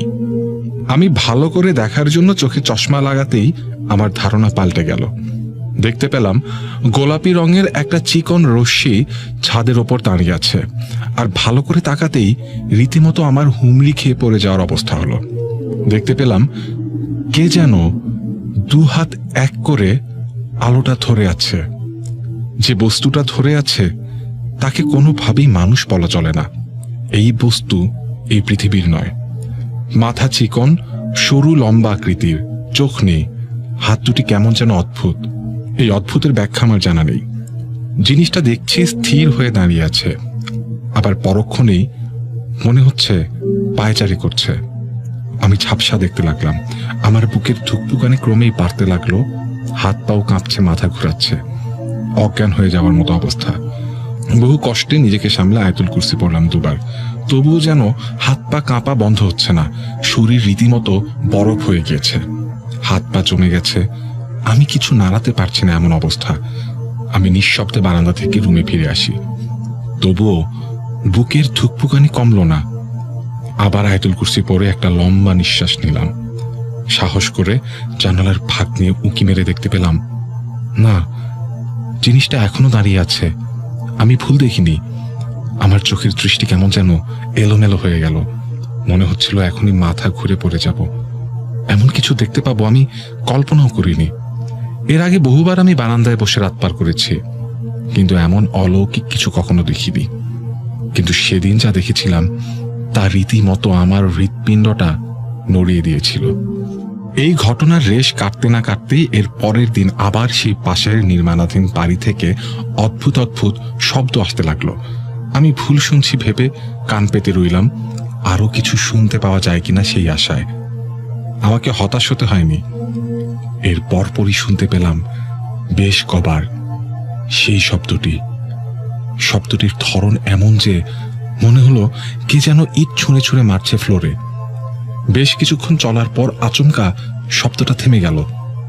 তখন আমি খানিকটা আশ্বস্ত বোধ করলাম। কিন্তু এর কিছুক্ষণ পর আমাদের বাসার ডান দিকের খালি ঘরটির জানালায় কে যেন খুব ধীরে ধীরে বাড়ি মারতে লাগলো। টং টং টং। শব্দগুলো ক্রমেই বাড়তে লাগলো। এবার আমি বেশ আতঙ্কিত হয়ে পড়লাম। ভয়ে রীতিমতো কুলকুল করে ঘামছিলাম। এতক্ষণ ইট ছুঁড়ে মারার শব্দ পর্যন্ত সীমাবদ্ধ ছিল, আর এখন ঠিক পাশের বাসাতেই এমন কাণ্ড হচ্ছে। ভয় না পেয়ে উপায় আছে? এই শব্দটাও আগের শব্দের মতোই মুহূর্তেই মিলিয়ে গেল। তবে এবার আমি আশ্বস্ত বোধ করিনি। অপেক্ষা করছিলাম আরো কিছু ঘটার। এইবারও আমার অপেক্ষা বিফলে যায়নি। এই শব্দ মিলিয়ে যাওয়ার ঠিক 2-3 মিনিটের মাথায় মনে হলো ওই বাড়ির টিনের চালে কেউ হাঁটছে, খুব ধীরে ধীরে। টিনের চালের ওপর কেউ হাঁটলে যে শব্দ হয়, ঠিক একই রকম শব্দ। গতকাল আরো একটি নতুন সমস্যা যোগ হয়েছে। তারা হয়তো আমার উপস্থিতি টের পেয়েছে। আমি যে রাত জেগে জেগে তাদের নিশি যাপনের কর্মকাণ্ডের উপর লক্ষ্য রাখছি, তা হয়তো তাদের ভালো লাগছে না। আমার বাসার চালে এখন মাঝে মাঝেই তারা ইট ছুঁড়ে মারে। বললে বিশ্বাস করবেন না, রাত হলেই কি পরিমাণ ভয়ে থাকি তা বলার কোনো ভাষা নেই। ভূত কথা। Let there be fear with fly. আমার নাম সুমন। ময়মনসিংহের জামালপুর জেলার বকশীগঞ্জ উপজেলার নিকটবর্তী একটি গ্রামে আমার বসবাস। ঘটনাটা আমার কাকার কাছ থেকে শোনা। ঘটনাটি অনেকদিন আগের। তখন ছিল ধানের মৌসুম, খেতে খেতে ধান। কাকা প্রতিদিন সকালে ঘুম থেকে উঠে ধান খেতে পানি দিতেন। কাকাদের বাড়ি থেকে ধান ক্ষেত ছিল অনেকটা দূরে। কাকা প্রতিদিন রাতে খাওয়া দাওয়া করে মেশিন ঘরে চলে যেত। মেশিন ঘরে সে একাই থাকতো। ঘটনার দিন তার সাথে তার এক কাকা সেখানে থাকার জন্য যায়। কাকাই তাকে ডেকে নিয়ে গিয়েছিল। দুজন মেশিন ঘরে গিয়ে কিছুক্ষণ গল্প করে শুয়ে পড়ে। রাতে হঠাৎ কাকার কিছু একটা শব্দে ঘুম ভাঙে। সে বুঝতে পারলো এটা ঢোলের আওয়াজ। তখন সে ভাবলো এত রাতে ঢোলের আওয়াজ কোত্থেকে আসছে। সেটা দেখার জন্য সে বাইরে যায়। গিয়ে দেখে একদল লোক ঢোল বাজাতে বাজাতে আমাদের আগের একটা পরিত্যক্ত হাসপাতালের দিকে যাচ্ছে। কাকাদের মেশিন ঘরের কিছু দূর পরেই ছিল অনেকদিন আগের পরিত্যক্ত একটা হাসপাতাল। কাকার আবার গ্রাম এলাকায় যে গান হয় সেগুলো শোনার অনেক নেশা ছিল। সে ভাবলো আমার এলাকায় আজ গান হবে, অথচ আমি জানি না। এই ভেবে কাকা ওদের পেছন পেছন যেতে শুরু করলো। কিছুক্ষণ পর কাকা দেখতে পেল লোকগুলো সেই হাসপাতালের দিকে যাচ্ছে। কাকা তাদের পিছু করতে করতে সেই হাসপাতালে ঢুকে গেল। কিন্তু কাকা ভেতরে ঢুকে দেখলো সেখানে কেউ নেই। কাকা তখন একটু অবাক হলো, আর একটু এগিয়ে দেখতে পেল একটা ঘরে একটু একটু আলো জ্বলছে। সে ভাবলো হয়তো এখানে কেউ আছে। এই ভেবে সেদিকে এগোতে থাকলো। একটু যাওয়ার পর সে একটা শব্দ শুনতে পেল, হয়তো কেউ কিছু খাচ্ছে। কাকা ভাবলো দেখি তো এখানে কে কি খাচ্ছে। ওই রুমের একটা জানালা ছিল। কাকা জানালা দিয়ে ভেতরে তাকাতেই দেখতে পেল কয়েকজন অশরীরী কাকে যেন ছিঁড়ে ছিঁড়ে খাচ্ছে। এটা দেখা মাত্রই কাকা ভীষণ ভয় পায় এবং সেখান থেকে দৌড়ে পালাতে যাবে। এমন সময় একজন তাকে দেখে ফেলে। কাকা এখান থেকে দৌড়ে পালিয়ে যাওয়ার চেষ্টা করে। কিছু দূর যাওয়ার পর কাকা দেখে ওদের মধ্যে কয়েকজন তার পেছন দৌড়ে আসছে। কাকা চিৎকার করতে চাইল, কিন্তু তার কণ্ঠ দিয়ে আওয়াজ বের হচ্ছে না। অনেক কষ্টে সে মেশিন ঘরে আসে এবং দরজা আটকে দিয়েই তার কাকার ওপর পড়ে যায়। তার কাকা চমকে উঠে দেখে যে সে অনেক ভয় পেয়ে আছে। বলল কি হয়েছে? তখন আমার কাকা বলল চুপ করো। কিছুক্ষণ পর দুজনেই শুনতে পেল তাদের ঘরের চারপাশে কারা যেন ঘোরাঘুরি করছে। তারপর দরজায় এসে কয়েকবার জোরে জোরে বাড়ি দিল। এইভাবে কতক্ষণ কেটেছে তারা জানে না। দূর মসজিদ থেকে যখন আজান ভেসে এলো তখন তারা শুনতে পেল আজ বেঁচে গেলি। সকালে কাকার কাকা যখন কাকাকে জিজ্ঞেস করলো তখন কাকা সবকিছু তাকে বলল। তারপর সকাল কেটে দুপুর কেটে বিকালে শুনতে পেল পাশের এক গ্রামের কোনো এক লোককে গতকাল রাত থেকে খুঁজে পাওয়া যাচ্ছে না। তখন সেই কথাটা মনে পড়ে গেল, এই লোকটা আবার সেই লোকটা না তো। তারপর থেকে কাকা মাঝে মাঝেই রাতের বেলায় কারো হাঁটাহাঁটির শব্দ শুনত। তিনি একজন হুজুরের শরণাপন্ন হন। হুজুর সব শোনার অনেকক্ষণ পরে বলেন, তুমি অনেক ভাগ্যবান, তাই সেদিন বেঁচে গেছো। তা না হলে তোমার অবস্থা তাই হতো যা ওই ব্যক্তির সাথে হয়েছিল। সেই হুজুর কাকাকে একটা তাবিজ দেয়। তারপর থেকে কাকার আর কোনো সমস্যা হয়নি। চলছে রেডিও 88 FM, শুনছেন ভূত কথা। কিছু কিছু ঘটনা থাকে যা আসলে পৃথিবী যে নিয়মে চলে তার থেকে একটু ভিন্ন। একটু না, আসলে অনেকটাই ভিন্ন। আসলে বুঝেই ওঠা যায় না কি হয়েছে কিংবা কেন হয়েছে। এই ধরনের একটি ঘটনা আমরা এখন সরাসরি আপনাদের কাছে নিয়ে আসছি। আমি মেহেদি, লিখছি গাজীপুর থেকে। আজকে আমি যে ঘটনাটি শেয়ার করব, ঘটনাটার সাক্ষী আমি নিজেই। 2020 সালে আমি একটা ফ্যাক্টরিতে চাকরি করতাম। ফ্যাক্টরিটা গাজীপুরের মাওনা ইউনিয়নে অবস্থিত। সরাসরি ঘটনায় যাচ্ছি। ফ্যাক্টরিতে 2 শিফটে কাজ চলতো, সকাল 8টা থেকে রাত 8টা পর্যন্ত এবং রাত 8টা থেকে সকাল 8টা পর্যন্ত। সেদিন আমার রাতের শিফট ছিল।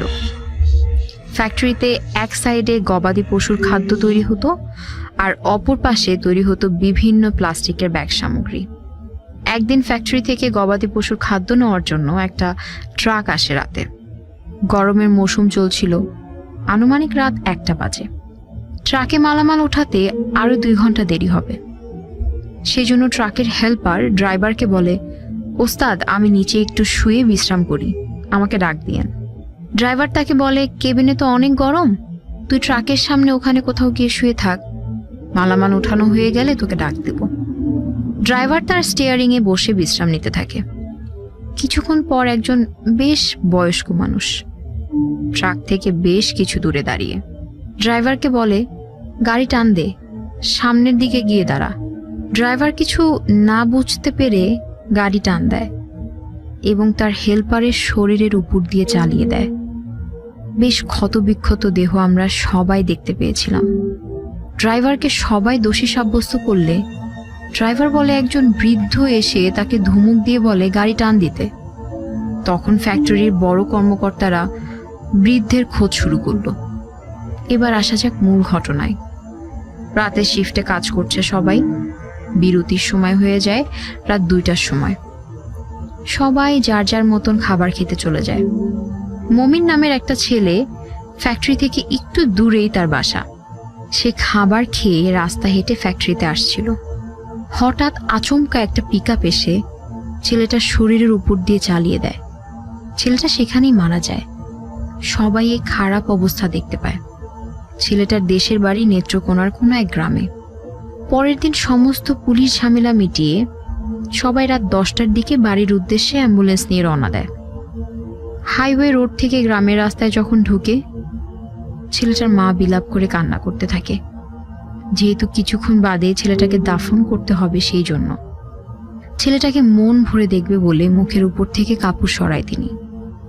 কাপড় সরিয়ে দেখতে পায় এটা তার ছেলের লাশ নয়, একজন বৃদ্ধ মানুষের লাশ। ভালোভাবে খেয়াল করতেই সেই বৃদ্ধ লাশটি চোখ খুলে এবং একটা হাসি দেয়। এটি দেখার পর সেই মহিলা চিৎকার করে অজ্ঞান হয়ে যায়।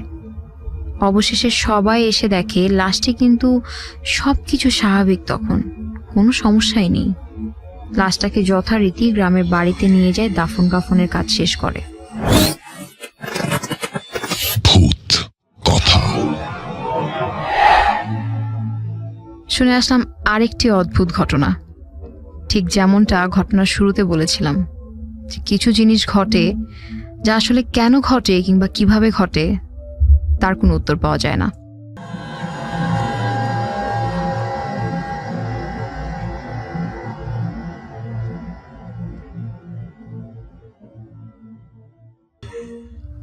আচ্ছা, আমাদের সাথে তো এমন অনেক কিছু হয় যার উত্তর আমাদের কারো কাছে থাকে না, আর এমন অনেক কিছু আমাদের আশেপাশে ঘটে যায় যার উত্তর আমরা আসলে কেউই জানি না। কারণ পৃথিবীটা তো অনেক বড়, অনেক অজানা জিনিস আমাদের চারপাশে ঘুরে বেড়ায়। আর যখন আমরা কিছুর উত্তর না পাই তখন সেটাকে আমরা আসলে অশারীরিক ঘটনা বলে চালিয়ে দিই। এখন আমরা যে ঘটনাটি বলবো, এই ঘটনাটা অনেকটা এমনই। আসলে কি ছিল, কেন হয়েছিল সেটা বোঝাটা খুব কঠিন। যাই হোক, আমরা ঘটনা শুরু করি। ঘটনাটি 2013 সালের। দুর্গাপূজায় আমি নানা বাড়িতে বেড়াতে যাই। সেখানে আমরা 4 বন্ধু মিলে প্রতিদিন ঘুরতাম। ঘটনার দিন ছিল অষ্টমীর দিন। সবাই পুজো মণ্ডপে মজা করছে, অর্থাৎ হিন্দু পাড়ার বেশিরভাগ বাড়ি এখন ফাঁকা। আমাদের মধ্যে এক বন্ধু, মাসুদ তার নাম, হঠাৎ বলে, দোস্ত চল ডাব চুরি করে খাই। যেহেতু কেবল সদ্য কিশোর বয়সে পা রেখেছি, কিছু না ভেবেই রাজি হয়ে গেলাম। আমাদের টার্গেট যে বাড়িটি ছিল সেটা পুজো মণ্ডপ থেকে 7 থেকে 8 মিনিট দূরে, আর সমস্ত মানুষ পুজো মণ্ডপে থাকায় আমরা এই সুযোগটা কাজে লাগালাম। রাস্তা পুরো ফাঁকা, 4 জন মিলে হাঁটছি। সেই কাঙ্ক্ষিত বাসায় চলে আসলাম। এসে আমরা মহা খুশি। বাহির থেকে দেখেই বোঝা যাচ্ছে বাসায় কেউ নেই, কাজেই আরামসে ডাব চুরি করা যাবে। দেরি না করে আমাদের এক ফ্রেন্ড গাছে উঠে গেল। আমরা 3 জন নিচে দাঁড়িয়ে রইলাম। প্রায় 6-7 মিনিটের মধ্যে 8 থেকে 9টা ডাব পাড়া হয়ে গেল। তখনও সব ঠিকঠাক, কিন্তু যখনই আমার বন্ধু গাছ থেকে নামতে যায়, সে খানিকটা উপর থেকে পড়ে যায়, তবে বেশি ব্যথা পায়নি। আমরা এটাকে খুব স্বাভাবিকভাবেই নিয়েছিলাম। এতগুলো ডাব নিয়ে রাস্তা দিয়ে যাওয়া উচিত হবে না, কেউ দেখলে চোর ভাববে। তাই আমরা সিদ্ধান্ত নিলাম খেতে গিয়ে আমরা ডাব খাবো।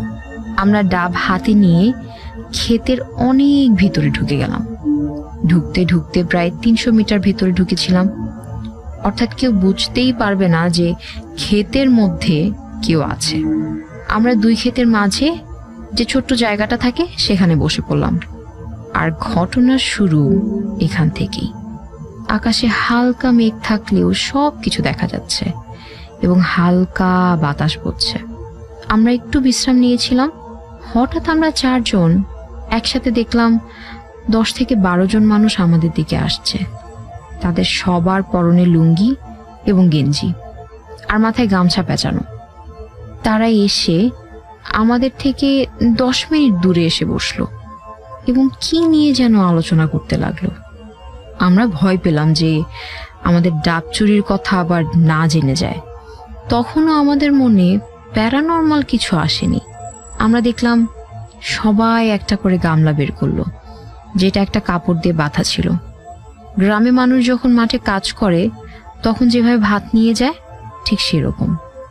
আমরা ভাবলাম হয়তো রাতে কাজ করছে, তাই এখন ভাত খাবে। আমাদের যাতে সন্দেহ না করে সেজন্য আমরা কথা বলার জন্য ওনাদের দিকে আগালাম। কিন্তু গিয়ে আমরা 4 জনই দেখলাম যে তারা তাদের গামলার মধ্যে থেকে মাংস উঠিয়ে খাচ্ছে। সেটা আর কিছুর মাংস না, সেটা আসলে মানুষের মাংস। তাদের কারো গামলায় মানুষের মাথা, কারো গামলায় মানুষের নাড়ি ভুঁড়ি। আমরা যেন পাথর হয়ে গেলাম। আস্তে আস্তে ভয়ে আমাদের পা অবশ হয়ে যেতে লাগলো। হঠাৎ তারা সবাই আমাদের দিকে ফিরে তাকালো, যেন 20-22টা ক্ষুধার্ত চোখ আমাদের দিকে লোলুপ দৃষ্টিতে তাকিয়ে আছে। দাঁতের মধ্যে তাজা রক্ত আর মাংস লেগে আছে। আমাদের মধ্যে সবচেয়ে সাহসী ছিল ওই মাসুদ। সে বলল, দোস্ত যাই হোক না কেন কেউ কারো হাত ছাড়বি না। এই বলে 4 জন পাগলের মতো দৌড়াতে লাগলাম। আমরা বারবার পিছনে ফিরে তাকাচ্ছিলাম আর দেখছিলাম সেই 10-12 জন লোক আমাদের দিকে হামাগুড়ি দিয়ে আসছে আর হাসছে। ভয়ে কলিজা শুকিয়ে আসছিল। মনে হচ্ছিল পুরো ক্ষেত জুড়ে যেন কালবৈশাখী ঝড় হচ্ছে। কতক্ষণ এভাবে হয়েছে জানি না, কিন্তু 1 সেকেন্ডের জন্য আমরা 4 জন কারো হাত ছাড়িনি। যখন রাস্তায় উঠি তখন পেছনের দিকে তাকিয়ে দেখি না, সব আগের মতোই আছে। এরপর আর কিছু না ভেবে বাসার উদ্দেশ্যে রওনা দিই। বাসায় গিয়ে লক্ষ্য করি সারা শরীর ঘামে ভিজে গেছে, এমনকি শরীর থেকে বাজে গন্ধ বের হচ্ছে। বাসায় আসা মাত্র নানু জিজ্ঞেস করে, এত রাতে কোথায় ছিলি? ঘড়ির দিকে তাকিয়ে দেখি রাত 1:47 বাজে। এতক্ষণ তাহলে আমরা কোথায় ছিলাম? এরপর গোসল করে ঘুমিয়ে যাই। সকালে আমরা 4 জন আবারও সেই জায়গায় যাই জিনিসটা বোঝার জন্য, কিন্তু কই, সব তো ঠিকই আছে। পরবর্তীতে আমাদের মধ্যে একজনের টাইফয়েড জ্বর হয়, তবে এর প্রভাব আর আমাদের মধ্যে পড়েনি। ভূত কথা। গ্রামগঞ্জের দিকে অনেক রাতে যখন নাকি আশেপাশে কেউ না থাকে তখন যে নিস্তব্ধতা, সেটাই তো অনেক ভয়ঙ্কর। এরপরে আসলে কিছু দেখা বা না দেখা ওই জিনিসটা তো পরেরই কথা। আর এই ধরনের অনেক কিছু কিন্তু আমরা শুনে থাকি যে গ্রামগঞ্জে অনেক রাতে খেতে অনেক কিছু দেখা যায়, যার আসলে কি ছিল বা কেন ছিল এগুলো বের করা সহজ কথা না। তাদের সাথে কি হয়েছিল, জিনিসগুলো আসলে কি ছিল, এটা আসলেই খুবই অদ্ভুত। যাই হোক, এই ধরনের অদ্ভুত ঘটনা যদি আপনাদের কাছেও থেকে থাকে আমাদেরকে অবশ্যই লিখে পাঠাবেন। আমাদের লেখার ঠিকানা bhutkotha@radiofurti.fm। আপনি কিন্তু চাইলে সরাসরি আমাদের স্টুডিওতে এসে আপনার ঘটনা আমাদের সাথে শেয়ার করতে পারেন। আবার আপনি চাইলে আমাদেরকে অডিও ক্লিপ পাঠাতে পারেন, তবে অবশ্যই আপনার নাম, ঠিকানা এবং মোবাইল নম্বরটি দিবেন, যাতে আমরা আপনাদের সাথে যোগাযোগ করতে পারি। চলছে রেডিও 88 FM, শুনছেন ভূত কথা। আমার নাম সুমন, জামালপুর জেলার বকশীগঞ্জ উপজেলার একটা গ্রামে থাকি। ঘটনাটি আমার জীবনে ঘটেছিল। যে ঘটনাটি বলবো সেটি আমার জীবন থেকে নেয়া। এটি আজ থেকে 3 বছর আগের ঘটনা। আমাদের গ্রামের পাশের গ্রামেই রয়েছে একটা নদী। নদীটি মূলত ব্রহ্মপুত্র নদের শাখা। আমি, আমার বন্ধু আঁখি আর বড় ভাই রিপন মিলে প্রায় সময় নদীর পাড়ে ঘুরতে যেতাম। নদীর ওই পাড়ে 1 কিলোমিটার দূরে একটা বাজার ছিল। কোনো এক কারণে একদিন আমি ওদের বললাম, চলো ওই বাজারে যাব। ওরা যেতে চাইল না, কারণ তখন প্রায় সন্ধ্যা নেমে এসেছে। আমি জোর করলে তারা আর না করতে পারল না। বাজারে পৌঁছানোর পর মাগরিবের আজান দেয়। আমার কাজ শেষ হতে একটু দেরি হয়ে যায়। কাজ শেষ হলো, এখন বাড়িতে যাওয়ার পালা। রাস্তা দিয়ে গেলে একটু দেরি হতে পারে, তাই আমি ওদের বললাম, চল শর্টকাট নেই। শর্টকাট রাস্তাটা আবার আখ ক্ষেতের মধ্য দিয়ে এক বড় গাছের নিচ দিয়ে আসতে হয়। তাই আঁখি এই রাস্তা দিয়ে আসতে চাইছিল না। উপায় না পেয়ে আমরা রওনা দিলাম। আখ ক্ষেতের মধ্য দিয়ে আমরা এগুতে থাকলাম। আখ ক্ষেত শেষেই ওই বড় গাছটা। আমরা যখন আখ ক্ষেত শেষ করে ওই গাছের নিচে আসলাম, তখন আঁখি হঠাৎ চিৎকার করে আমাকে আর রিপন ভাইকে বলল, দৌড়তে। আমরা অনেক ভয় পাই এবং একসাথে হাত ধরে দৌড় দিলাম। কিছুক্ষণ পর আমরা একটা জায়গায় দাঁড়ালাম এবং আঁখিকে জিজ্ঞেস করলাম কি হয়েছে। তখন আঁখি বলল, যখন আমরা ওই গাছের নিচে পৌঁছলাম, তখন দেখি কে যেন ওপর থেকে আমার শার্ট টেনে ধরেছে। ওপরে তাকাতেই দেখি 2টি লাল চোখ আমার দিকে তাকিয়ে আছে এবং তার 2 হাত আমার শার্ট ধরেছে। তখন আমি খুব ভয় পাই এবং খুব জোরে এক ছটকা মেরে তোদের নিয়ে দৌড় দিই। একটা কথা বলতে ভুলে গিয়েছিলাম, আমাদের সব বন্ধুর মধ্যে আঁখির শক্তি ছিল সবচেয়ে বেশি। ওর সাথে আমরা 2-3 জন মারামারি পারতাম না। যাই হোক, আমরা ওখানে দেরি না করে নৌকার দিকে এগোতে থাকি। ঘাটে গিয়ে দেখি নৌকা বাঁধা এবং নৌকার এক পাশে কেউ একজন চাদর গায়ে বসে আছে। কেউ না থাকায় আমরা নিজেরাই নৌকা চালানো শুরু করি। নৌকা নদীর মাঝখানে আসতেই আমরা 3 জনেই এমন একটা গন্ধ পাই যা 3 জনের পক্ষেই সহ্য করা প্রায় অসম্ভব ছিল। শেষমেশ আঁখি বলে উঠল, যেই হস না কেন, সাহস থাকলে সামনে আয়। তখন ওই নৌকাতে থাকা আমাদের সাথের লোকটি আস্তে আস্তে একটা বড় আকার ধারণ করে এবং আমাদের মনে হচ্ছে তার ওজনে নৌকা এখনই তলিয়ে যাবে। কি করব কিছুই বুঝতে পারছি না। মনে হচ্ছে বাড়িতে আর ফিরতে পারবো না। ঠিক তখনই আঁখি দেখতে পেল নৌকাতে একটা লোহার হাতিয়ার। শুনেছিলাম লোহা জাতীয় কিছু থাকলে এসব কাছে আসে না। আঁখিকে বললাম, ওকে পানি মার। সাথে সাথে আঁখি ওই অবয়বকে আঘাত করলো এবং ভয়ঙ্কর চিৎকার করে পানিতে পড়ে গেল। আমরা দ্রুত নৌকা বাইতে থাকলাম। নৌকা এখনই পাড়ে ঠেকবে এমন সময় দেখি সেই কালো অশরীরী লোকটি ঝড়ের বেগে আমাদের দিকে আসছে। তখন আমি ওদের বললাম, দৌড় দাও। সবাই এক লাফে নৌকা থেকে নেমে 3 জন দিলাম দৌড়। অনেক কষ্টে রাস্তায় এসে এক দোকানের সামনে 3 জনই পড়ে গেলাম। তারপর আমার আর কিছু মনে ছিল না। কিছুক্ষণ পর আমার সেন্স ফিরে আসে। সেন্স ফিরতেই আমি দেখি আমার খালার বাড়ির সামনে। সেখানে পড়ে যাওয়ার পর নাকি খালু দোকানে গিয়েছিল। তারপর গিয়ে আমাকে দেখে এবং আমাকে কোলে করে বাড়িতে নিয়ে আসে। আমি খালুকে বললাম, আঁখি আর রিপন ভাই কই? খালু বলল, ওরা নাকি কিছুক্ষণ পর গাড়িতে করে বাড়িতে চলে গেছে।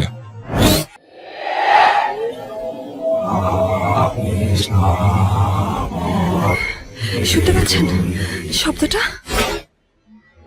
ভূত কথা। Let there be fear. Rid fly. অনেক সময় আপনারা শুনতে পাবেন যে কয়েকটা সময় আছে যেগুলো বড়রা বলে থাকে যে এই সময়গুলোতে বাহিরে যাওয়া থেকে একটু বিরত থাকতে, অথবা চুল খুলে না যেতে, অথবা এটা তো আমরা সবাই শুনি যে একদম কালী সন্ধ্যার সময় বাহিরে না যেতে। এগুলো বলার পিছনে কোনো না কোনো কারণ আছে। যেমন ভর দুপুরে অনেক বড়রাই বলেন যে ভর দুপুরে বাহিরে না যেতে বা কোনো গাছ তলায় না যেতে। আর এগুলো বলার পেছনের কারণটা আমরা এই ঘটনাটা শুনলে আরো ভালোভাবে বুঝতে পারবো। তাহলে আমরা ঘটনাটা শুরু করছি। আমি সোহাগ, নাটোর পুকুর পাড় থেকে বলছি। ঘটনাটি গ্রামের, আমার এক বন্ধুর খালার সাথে ঘটা একটি সত্য ঘটনা। আমি আমার মতো করে বলছি। সালটা তখন 2005-এর। খালার বয়স তখন 12 বছর। ফসলের জমিতে কালাই তোলার জন্য খালা বের হয়ে যায়। সাথে দুপুরের খাবার হিসাবে রুটি, সরিষা ভর্তা নিয়ে যায়। তার সাথে আরো অনেকেই যায়। কাজের ফাঁকে ভর দুপুরে এক তাল গাছের নিচে বসে খাবার খায় খালা। যথারীতি কাজ শেষে বাসায় চলে আসে। তখন পর্যন্ত সব ঠিকঠাক। সমস্যাটা শুরু হয় সন্ধ্যায়। সন্ধ্যায় খালা হঠাৎ পুরুষ কণ্ঠে অদ্ভুত গান গাইতে থাকে আর অট্ট হাসি হাসতে থাকে। যে গানটি সে গাইছিল সেটা তার জানার কথা না, কারণ এমন আজব গান তার শোনার কথা না। খালার বাবা এই আচরণ দেখে অবাক হন। তিনি খালার নাম ধরে বলেন, মিমি, তোর কি হয়েছে? খালা তখন এক পুরুষ কণ্ঠে উচ্চ স্বরে বলে, কে মিমি? বাবাজি বল। খালার অদ্ভুত চেহারা দেখে তার বাবা কিছু একটা আন্দাজ করতে পারেন। তার বাবা একজন ধার্মিক ব্যক্তি ছিলেন। তিনি দেরি না করে গ্রামের এক কবিরাজকে ডেকে আনেন। কবিরাজ খালাকে এসে দেখে বলেন,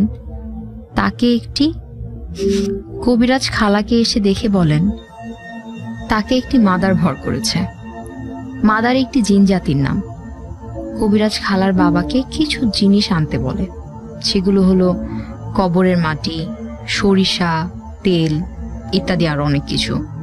এগুলোর মাধ্যমে কিছু একটা করে কবিরাজ এবং একটা তাবিজ দিয়ে সেদিনকার মতো খালাকে সুস্থ করে তোলেন। আর কিছু শর্ত দেন, যেমন আতুর বাড়িতে না যেতে, মরা বাড়িতে না যেতে, গরুর মাংস না খেতে। কবিরাজ বলেন, এগুলো না মানলে তাবিজ খারাপ হয়ে যাবে এবং আবার সমস্যা হতে পারে। এভাবেই চলতে থাকে অনেকটা বছর। 2017 সালের কোনো একদিন খালার মামা বাবা হন। সব কিছু ভুলে খালা চলে যায় তার মামার বাসায়, অর্থাৎ আতুর বাড়ি। পেছনের সেই দিনের কথা কারোই মনে নেই। সারাদিন কোনো সমস্যা হয়নি। সমস্যা শুরু হয় সন্ধ্যায়। সে আগের মতোই অদ্ভুত গান পুরুষ কণ্ঠে আর অট্ট হাসি, কেমন পাগলামি শুরু করে দেয়। ব্যাপারটা লক্ষ্য করে পরিবারের সবাই এক হয়, বুঝতে পারে ঘটনাটা কি। এই দিনটায় আমি নিজে উপস্থিত ছিলাম। আমি অনেক ভয় পেয়ে যাই। যাই হোক, যথারীতি কবিরাজকে ডাকা হয়। কবিরাজ আসে। তিনি খালার কনিষ্ঠা আঙুল চেপে ধরে এবং জিজ্ঞেস করে, কে তুমি, কোথা থেকে এসেছো? উত্তরে পুরুষ কণ্ঠে বলে, আমি মাদার, আমি খালের পাড়ের তাল গাছে থাকি। কবিরাজ জানতে চায়, একে কেন ধরেছিস? জিনটা বলে, একে আমি আরো অনেক আগে থেকে পছন্দ করি। মিমি যখন আমার তাল গাছের নিচে বসে খাচ্ছিল, সেই দিন থেকেই আমার ওকে অনেক ভালো লাগে। আমি ওর সাথে থাকবো, কেউ আমাকে তাড়াতে পারবে না। তখন জানা যায় মিমি 2005-এর সময় যে স্থানে কালাই তুলতে গিয়ে খেয়েছিল সেখানেই সেই তাল গাছটা আছে। পরে কবিরাজ বলে, আতুর বাড়ি যাবার কারণে তাবিজটা নষ্ট হয়ে গিয়েছিল আর মিমিকে মাদার জিনটি ভর করেছে। এরপর কবিরাজ অনেক প্রসেসের মাধ্যমে কিছুতেই কিছু করতে পারছিল না। যাই হোক, এক সময় মাদার জিনটি যেতে রাজি হয়, কিন্তু সে বলে তাকে 7 পালার মাদার গান শোনাতে হবে। 7 পালার মাদার গান বলতে গ্রামের একটা পালা গানকে বোঝায়। এটি মাদার জিনের জন্য গাওয়া হয় 5 রাতে, আর এর কারণেই এর নাম মাদার গান। কবিরাজ রাজি হয় এবং আমার নানাকে বলে গানের আয়োজন করতে। যথারীতি গানের আয়োজন করা হয়। প্রতি রাতে খালার শরীরে এসে জিনটি গান উপভোগ করে, আবার নাচেও। এভাবেই আনন্দ করে। আর এভাবেই শেষ দিন 7 পালা গান শেষ হয়। কবিরাজ তখন আবার মিমি খালাকে নিয়ে বসেন আর মাদার জিনের সাথে কথা বলে। কবিরাজ বলেন, এখন তোমার যেতে হবে, তুমি যা বলেছিলে তারা তাই করেছে। তখন মাদার জিনটি যেতে রাজি হয়, কিন্তু কবিরাজ বলে, তুমি যাবে, কিন্তু প্রমাণ কি? একটা গাছ উড়াইয়া নিয়ে যাও, তাইলেই আমরা প্রমাণ পাবো। ঠিক একটা মাঝারি আকারের গাছ মাটি থেকে উপড়ে নিয়ে চলে যায় জিনটি, গ্রামের অনেক মানুষের উপস্থিতিতে। এরপরে কবিরাজ আবার তাবিজ দেন এবং আগের শর্ত মানার কথা বলেন। ভূত কথা। অদ্ভুত একটা ঘটনা শুনে আসলাম। মানে যত ঘটনা আমরা শুনেছি তার মধ্যে থেকে একটু বেশিই অদ্ভুত। যাই হোক, এই ধরনের ঘটনা আপনাদের কাছে থাকলে অবশ্যই আমাদেরকে লিখে পাঠাবেন। আমাদের লিখার ঠিকানা bhutkotha@radiofurti.fm। এছাড়াও আপনি অডিও ক্লিপ পাঠাতে পারেন অথবা স্টুডিওতে এসে সরাসরি আপনার ঘটনা আমাদের সাথে শেয়ার করতে পারেন। তবে অবশ্যই আপনার নাম, ঠিকানা এবং মোবাইল নম্বরটি দিবেন যাতে আমরা আপনাদের সাথে যোগাযোগ করতে পারি। শুনছেন রেডিও ফুর্তি 88 FM, চলছে ভূত কথা। ভূত কথা। Let there be fear. With fly.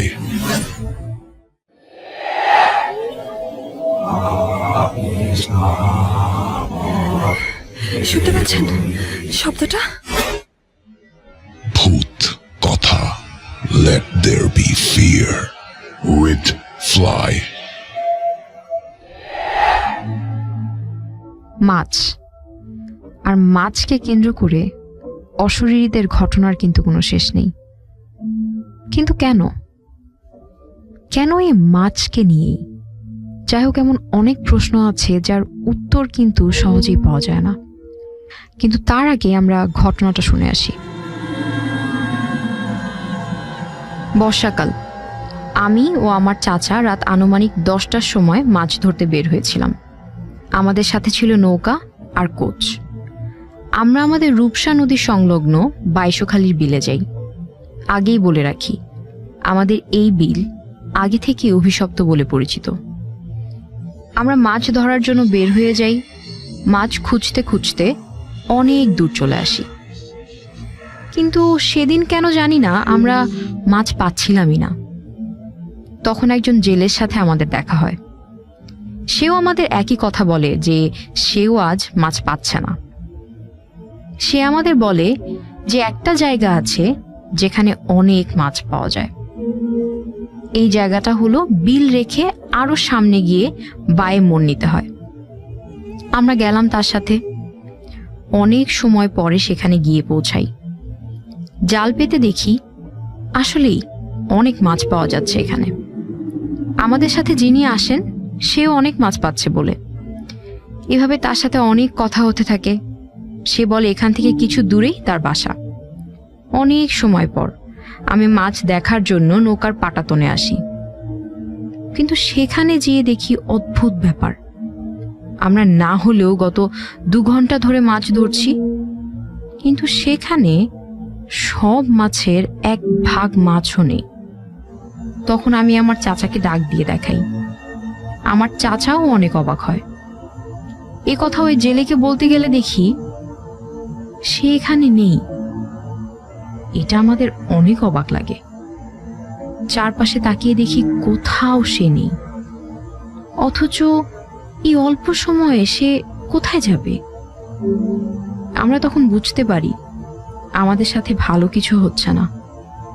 আমরা তখন তাড়াতাড়ি বাড়ির দিকে রওনা দিই। তখন আমার চাচার নৌকা চালাতে অনেক কষ্ট হচ্ছিল। তখন পিছন থেকে আমার দাদার গলায় কি জানি ডাক দেয়, অথচ আমার দাদা মারা গেছেন 3 বছর আগে। পেছনে তাকিয়ে দেখি যে একটা লাইট বসানো নৌকা আমাদের দিকে আসছে। তখন আমার চাচা বলে, দোয়া পড়ো। আমি দোয়া পড়তে থাকি আর আরেকটি বৈঠা ধরি। কিছু সময়ের মধ্যে আমরা আমাদের ঘাটে পৌঁছাই। কেন জানি না আমাদের যেতে যতক্ষণ লাগে তার থেকে অনেক সময় কম লেগেছিল। আমরা নৌকা থেকে নেমে মাছের ব্যাগ নিয়ে বাসার দিকে দৌড় দিই। বাসায় আসার পর সবাই আমাদের উপর হামলে পড়ে। তারা বলে আমরা নাকি গত 2 দিন ধরে বাসায় আসি না। তারা সবাই বলতে থাকে আমরা কোথায় ছিলাম এই 2 দিন। আমরা বললাম আমরা তো 4 ঘন্টা আগে গিয়েছিলাম। আমরা যখন মাছ দেখাতে যাই তখন দেখি থলের ভিতরে শুধু একটা জাল রয়েছে। আরো একটা কথা, নৌকা নাকি আজ বিকেল বেলা আমার এক ভাই ঘেরে নিয়ে গিয়েছে। আমরা ছিলাম না, কিন্তু আমাদের নৌকা ছিল ঘাটে। তাহলে আমরা আসলাম কিসে? সকালে সেই জেলের দেওয়া ঠিকানা অনুযায়ী তারা বাসায় গেলে তার বউ বলে সে 3 মাস আগে মারা গেছে মাছ ধরতে যেয়ে ওইখানেই। তারপর আমরা একটা হুজুরের কাছে গেলে সে আমাদেরকে পানি পড়া দেয় আর রাতে মাছ ধরতে যেতে নিষেধ করে। কিন্তু এই ঘটনার মূল কারণ জানা যায়নি। তারপর থেকে আমরা আর মাছ ধরতে যাই না। এরপর আমাদের আর কোনো সমস্যাও হয়নি। ভূত কথা। ব্যাপারটা খুব অদ্ভুত ছিল, তাই না? তারা জানে তারা মাত্র 4 ঘন্টার জন্য বাহিরে ছিল, কিন্তু তারা 2 দিন বাসায় আসেনি। তারা কোথায় গিয়েছিল, এতদিন কোথায় ছিল, এই প্রশ্নগুলোও কিন্তু তারা উত্তর দিতে পারবে না। আবার তাদের যে নৌকা ছিল সেটাও তো তাদের আগেই ঘাটে চলে এসেছিল। তাহলে তারা ছিল কোথায়? আর ওই জেলে যে কিনা তাদেরকে ওই জায়গাটায় নিয়ে গিয়েছিল, সে কেনই বা তাদেরকে নিয়ে গিয়েছিল আর কোথায় বা তাদেরকে রেখেছিল? আর তার দাদার শব্দ আর সেই নৌকা সবকিছু কেমন যেন একটা অন্যরকম প্রশ্নের তৈরি করছে। যাই হোক, আমি তো এর উত্তর পাচ্ছি না। আপনারা যদি পেয়ে থাকেন অবশ্যই আমাদেরকে কমেন্টে জানাবেন। আর এই ধরনের কোনো ঘটনা আপনার থেকে থাকলে আমাদেরকে অবশ্যই লিখে পাঠাবেন। আমাদের লেখার ঠিকানা bhutkotha@radiofurti.fm। এছাড়াও আপনি আমাদের স্টুডিওতে এসে আপনার ঘটনা শেয়ার করতে পারেন, অথবা আপনি অডিও ক্লিপ পাঠাতে পারেন। তবে অবশ্যই আপনার নাম, ঠিকানা এবং মোবাইল নম্বরটি দিতে ভুলবেন না, যাতে সরাসরি আমরা আপনাদের সাথে যোগাযোগ করতে পারি। শুনছেন রেডিও ফুর্তি 88 FM, চলছে ভূত কথা।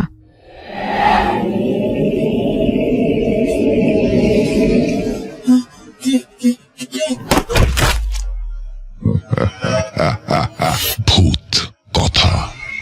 Let there be fear with Fly। দর্শক, ঘটনাগুলো যদি আপনাদের ভালো লেগে থাকে তাহলে অবশ্যই লাইক, কমেন্ট, শেয়ার করবেন এবং চ্যানেলটিকে সাবস্ক্রাইব করে আমাদের সাথেই থাকবেন। এমনকি আপনাদের সাথে কখনো হয়েছে যে আপনি ঘুমিয়ে আছেন, হঠাৎ একটা শব্দ, আর আপনার মনে হবে যে আপনার ঠিক বাসার উপরে এই শব্দটা হচ্ছে? এমন কি হয়েছে কখনো? আমরা এখন এই ধরনের একটা ঘটনা আপনাদেরকে বলে শোনাব। আমার নাম ওমর ফারুক। আমি TMSS এ পড়ি।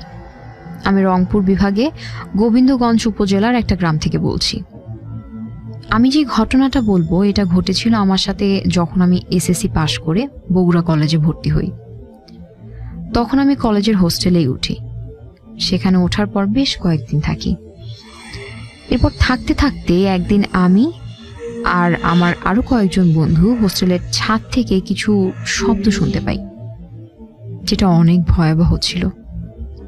আমি অনেক ভয় পেয়ে যাই এরকম প্রতিদিন শুনতে শুনতে। তারপর একদিন এই শব্দটা কোথা থেকে আসছিল সেটা জানার জন্য আমরা কিছু বন্ধু ছাদের উপরে যাই। সেখানে গিয়ে দেখি কিছুই নেই, কিন্তু শব্দ ঠিকই হচ্ছিল। আমি খুব ভয় পেয়ে যাই। এরপর আমরা নিচে আসি। আসার পর কিছুক্ষণ শব্দ হওয়ার পর আবার তা থেমে যায়। তারপর আমরা সবাই যে যার রুমে চলে যাই এবং শুয়ে পড়ি। এভাবে কয়েকদিন চলতে থাকে। এরপর কিছুদিন কলেজ ছুটি দেয়। তখন আমি একাই হোস্টেলে থাকি, সবাই বাসায় চলে গিয়েছে। তো সেদিন আবার সেই শব্দ হচ্ছিল। আমি দেখতে চেয়েছিলাম যে আসলে শব্দটা কোথায় হচ্ছিল, তাই আমি সেদিন আবার ছাদে যাই। কিন্তু এবার আমি যাওয়ার সাথে সাথেই শব্দটা থেমে যায়। আমি একটু ভয় পাই। এরপর আমি নিচে এসে শুয়ে পড়ি। তারপর আমি যে রুমে শুয়েছিলাম তার পাশের রুমেই আবার শব্দ হচ্ছিল। মনে হচ্ছিল কেউ বেড ধরে টানটানি করছে, এমন শব্দ। কিন্তু পাশের রুমে তো কেউই ছিল না। আমি তো এবার ভয় পেয়ে যাই। শব্দটা কোথায় হচ্ছিল আমি এটা দেখার জন্য বাহিরে যাই। তখন আবার শব্দটা বন্ধ হয়ে যায়। এরপর আমি আবার শুয়ে পড়ি এবং খুব ভয় হচ্ছিল। এভাবে কিছুক্ষণ থাকার পর অল্প করে ঘুম ধরে। একটু পরে মনে হচ্ছিল কেউ যেন আমার পাশে দাঁড়িয়ে আছে। আমি চোখটা খুলেই দেখি একটা মেয়ে আমার পাশে দাঁড়িয়ে আছে। আমি ভয় পেয়ে বেড থেকে উঠতেই দেখি মেয়েটি নেই। এটা দেখে খুব ভয় পাই এবং আমি খুব অসুস্থ হয়ে পড়ি। আমি 7 দিন জ্বরে বিছানা থেকে উঠতে পারিনি। অনেক কিছু করার পরও ভালো হচ্ছিলাম না। এরপর আমাকে এক হুজুরের কাছে নিয়ে আসা হয়। সে আমাকে অনেক দোয়া দুরুদ পড়ে ফু দিলেন এবং একটি তাবিজ দিলেন। এরপর কিছুদিনের মধ্যেই আমি ভালো হয়ে যাই। তারপর একদিন গোসল করতে গিয়ে তাবিজটা হারিয়ে ফেলি, কিন্তু আমি সেটা লক্ষ্য করিনি। সেদিন রাতে আবার সেই শব্দ, এবং সেদিনও মেয়েটি আমার পাশে দাঁড়িয়েছিল। মেয়েটি আমাকে বলল, আমি তোমাকে আমার সাথে নিয়ে যেতে চাই। আমি ভয় পেয়ে আমার বাবার রুমে চলে যাই। এরপর বাবাকে সব খুলে বলি এবং বাবা আমাকে সকালে হুজুরের কাছে নিয়ে যায়। তারপর হুজুর বাবাকে বলল, আমাকে ওই মেয়ের কাছ থেকে বাঁচাতে হলে ওই মেয়েটাকে বলতে হবে, আমার একটাই ছেলে, ওকে তুমি ছেড়ে দাও। এই বলার পর মেয়েটি চলে যায়। এরকম ঘটনা আর হয়নি। ভূত কথা। এই ধরনের ঘটনা আমরা আগেও কিন্তু অনেক শুনেছি, হোটেলে, হোস্টেলে অথবা মেসে। অনেকেই বলে যে অনেক সময় দেখা যায় অনেক অপ্রত্যাশিত ঘটনা ঘটে যাওয়ার জন্য এই ধরনের অশরীরীদের এসব হোস্টেল অথবা মেসে আনাগোনাটা অনেক বেশি হয়। কিন্তু এই একটা ঘটনা, এই প্রথম একটা ঘটনা শুনলাম যেখানে তার বাবা একটা পরীর আসর থেকে তার ছেলেকে বাঁচাতে পেরেছে। চলছে রেডিও ফুর্তি 88 FM, শুনছেন ভূত কথা। ভূত কথা। Let there be fear with Fly. আসসালামু আলাইকুম লিসেনার্স, ঘটনাগুলো যদি আপনাদের ভালো লেগে থাকে তাহলে অবশ্যই লাইক, কমেন্ট, শেয়ার করবেন এবং চ্যানেলটিকে সাবস্ক্রাইব করে আমাদের সাথেই থাকবেন।